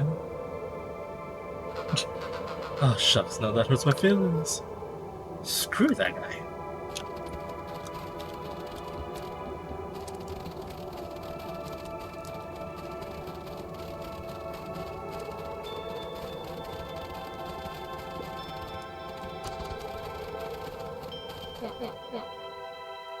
Wait a minute. This is the original town, and that means... Iggy darted behind a large pine and began digging furiously. He emerged holding a shoebox with a crude skull painted on its lid. What's that? Long story. So a few years back, I came into possession of some premium-grade fireworks. Not the wimpy firecracker stuff they give kids. The good stuff. So why did you bury it under a tree? That's the long part of the story. You and Rollo were doing chores at Rollo's chicken coop, and you guys pissed me off for some reason or another. Luca rolled his eyes with realization. No, you Iggy didn't. stifled a chuckle. Yep, just wanted to give you guys a little scare. But like I said, these were primo fireworks, so I might have underestimated things. You blew up the chicken coop? I prefer to think of it as an incendiary redecoration. Sorry, but you should have seen the look on your faces. We all got grounded for months, which is why I needed to stash the evidence and lay low. So I buried them under that tree.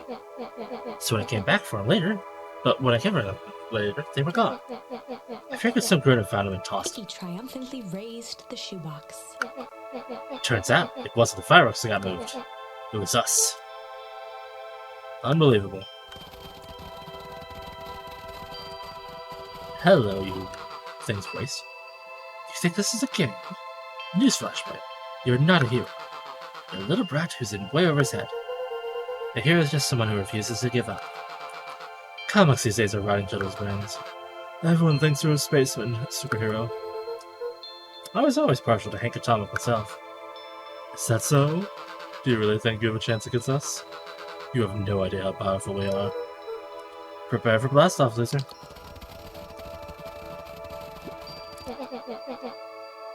This stuff look familiar to you? Looks like the pyramid of the puddle I fed me into? Yeah.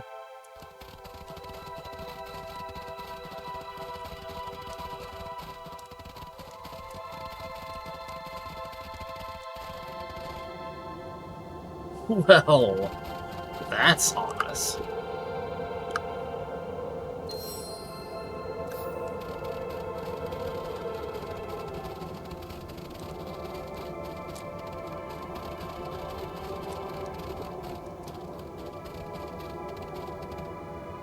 Luca and Iggy inched up to the edge of the hole with bewilderment in their eyes. Arctic air breathed out of the cavern in heaving gusts. Echo! Echo! Whoa! I can see why they wanted to move us all out of town now. But why would they take a giant hole? I think this is it. This is the source? It's a dang hole? How do we smash a hole?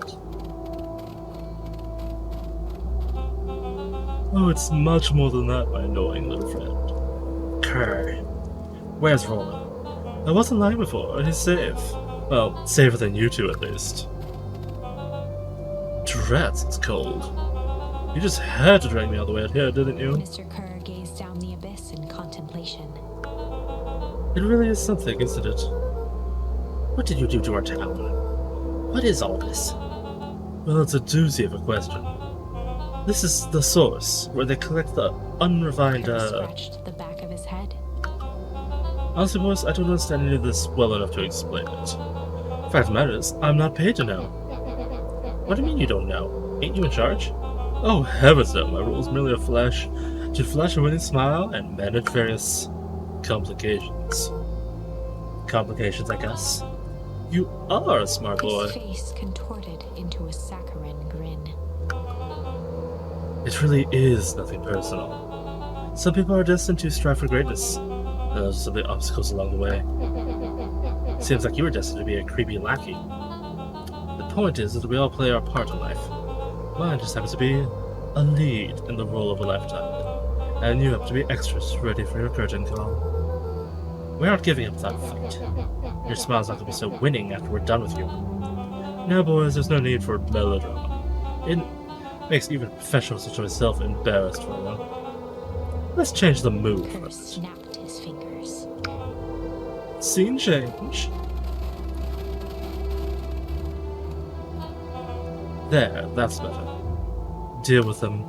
Iggy turned to Luca with a sly glance. Why are you smirking? Because I have a box full of fireworks and you don't.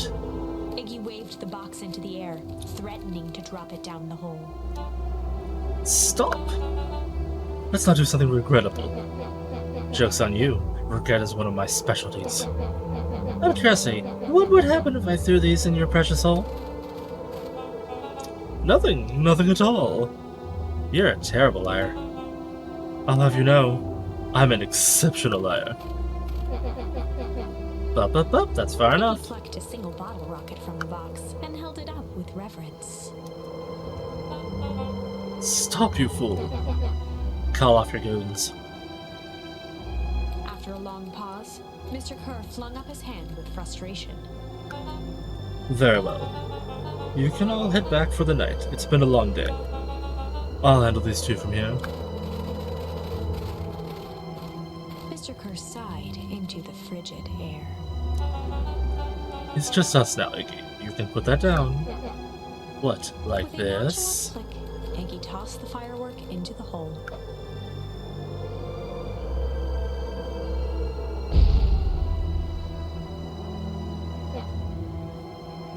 Ooh! Whoa. Growl, Kerr leapt at Iggy, crashing through Luca. Iggy tried to twist away, but in the struggle they both tumbled over the side. Luca dove forward, bracing Iggy's hand just before it slipped. His grip was made precarious by the cold, wet snow. He could see Kerr further down, clinging to Iggy's coat. You reckless child, what have you done? Luca, listen to me. Hold on tight and use the walkie-talkie to call them back. What channel do I use? It doesn't make a damn difference, they're always listening. If you do that, the clipboards will just haul us up and snag us both. The only way to get us out of this is if Kerr is out of the picture. Just let go and save yourself. If he lets go, we both die! I don't want to die, but seeing the look on your face almost makes it worth it. Mr. Kerr, you've had a long life. Why don't I actually do something selfless and just let go? Mr. Kerr gasped with insult. Long life? How do you know I can still play 25? You should have heard me sing the part of Phyllis Young. With a wild look in his eye, Mr. Kerr began to hum a proud melody. Rum dum dum, crumbly dum dum. Wow, can you believe this guy? Luca's hand began to cramp. His voice began to crack. Kerr, just let go. No can do. If you don't save her head, you'll have to save me too. Luca, look at me. It's okay. Felt Iggy loosen his grasp. You're not going to kill your friend like that, are you? Every muscle in Luca's body burned. I'm not his friend. Yes, you are. Nah, I'm just another bully. Meanwhile, I'm smacking my own headphone off my head, trying to itch an itch on my back. Like you, Kerr. Iggy, no. Felt his hand slipping. And I told you what you need to do with bullies. I can't. It's your only way out of this mess. Two birds with one stone. It makes sense for us to fall together. Wackadoos travel in packs. Calm settled over Iggy's face. Luca, let me do this. Iggy's voice was colder than the bitter air billowing from the chasm. Let me do the right thing for once.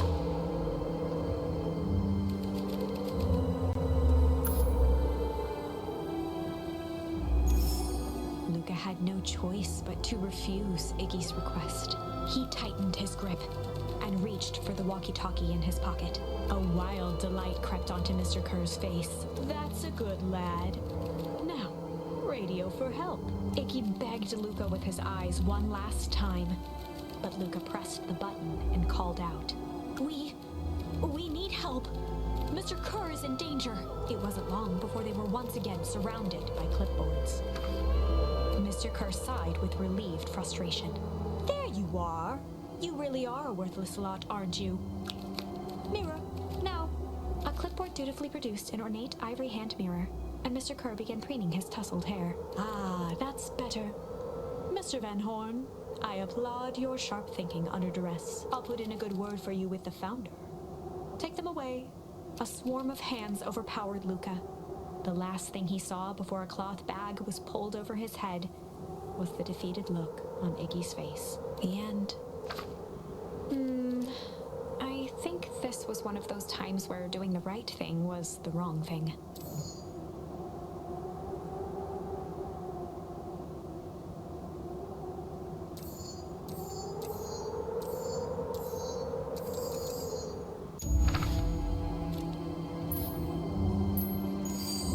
Luca had no choice but to accept Iggy's request.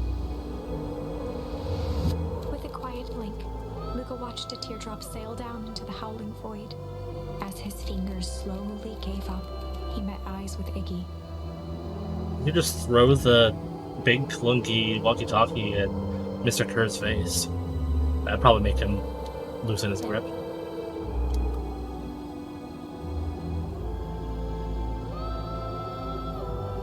The two silhouettes were swallowed by darkness.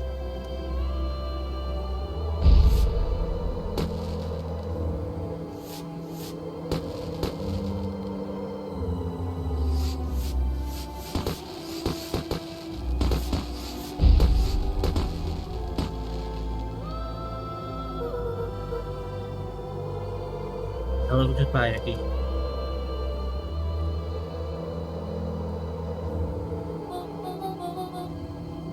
Luca, you really should step back. What? Quickly.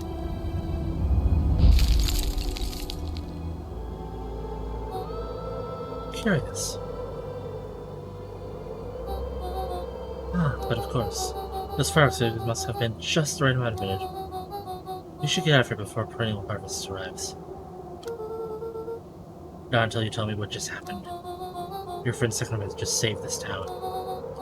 For a little while, anyway. How? Tubus liquamine is a peculiar substance. It can change the ratio between matter and time itself, but doing so requires unfathomable energy. In a closed system, the energy can only come from its surroundings.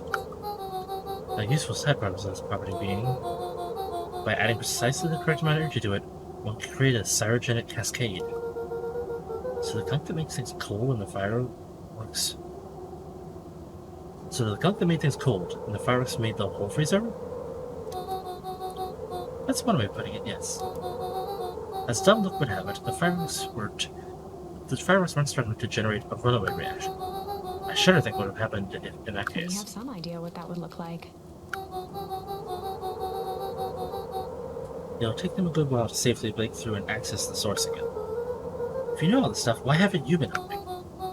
I have been, in my way. Each of us has our role to play. Iggy's role, turns out, was to buy us precious time. Mine has been to observe and wait. Wait for what? You. Me? Why? What's my A fierce twinkle flashed in Nat's eyes. Mr. Van Horn, you are going to save the world. With a chuckle, Nat turned and walked west. Dumbfounded, Luca followed behind him, trudging through the snow. Every step taking him further away from everyone and everything he knew, and closer to destiny. To be continued in Beacon Pines, Pines Harder. Revenge served cold. Second time's a charm?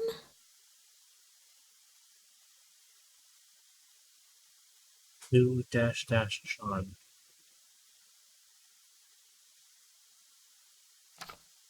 Wait, that's it? This ends with a crummy cliffhanger just when it was getting good? I was even starting to like Iggy. No way. I refuse to be associated with some never-ending parade of sequels. Let's go back and find something more definitive.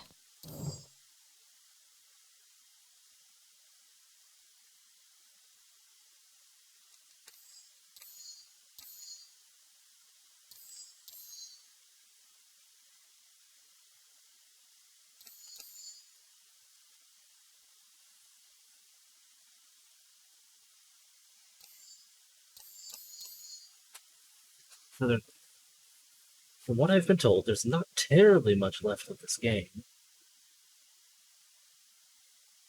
But it is 5 in the morning, so I should probably be calling it tonight. I don't know when I'll take this, because I'm at tomorrow, well, today now. We'll be playing Monster Hunter in a group session. After that is over, maybe I can play this more, if I have the energy. We shall see. But this is interesting.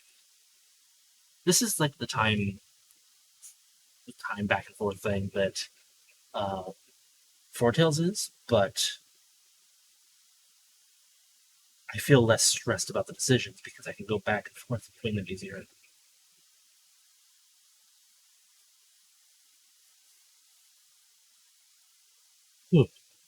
Anyway, that'll be it for tonight. This morning, however you want to word it. Thanks so much, everyone, for watching. Hope you enjoyed this. Maybe I'll see you in the future. And hope you have a wonderful day. Bye-bye.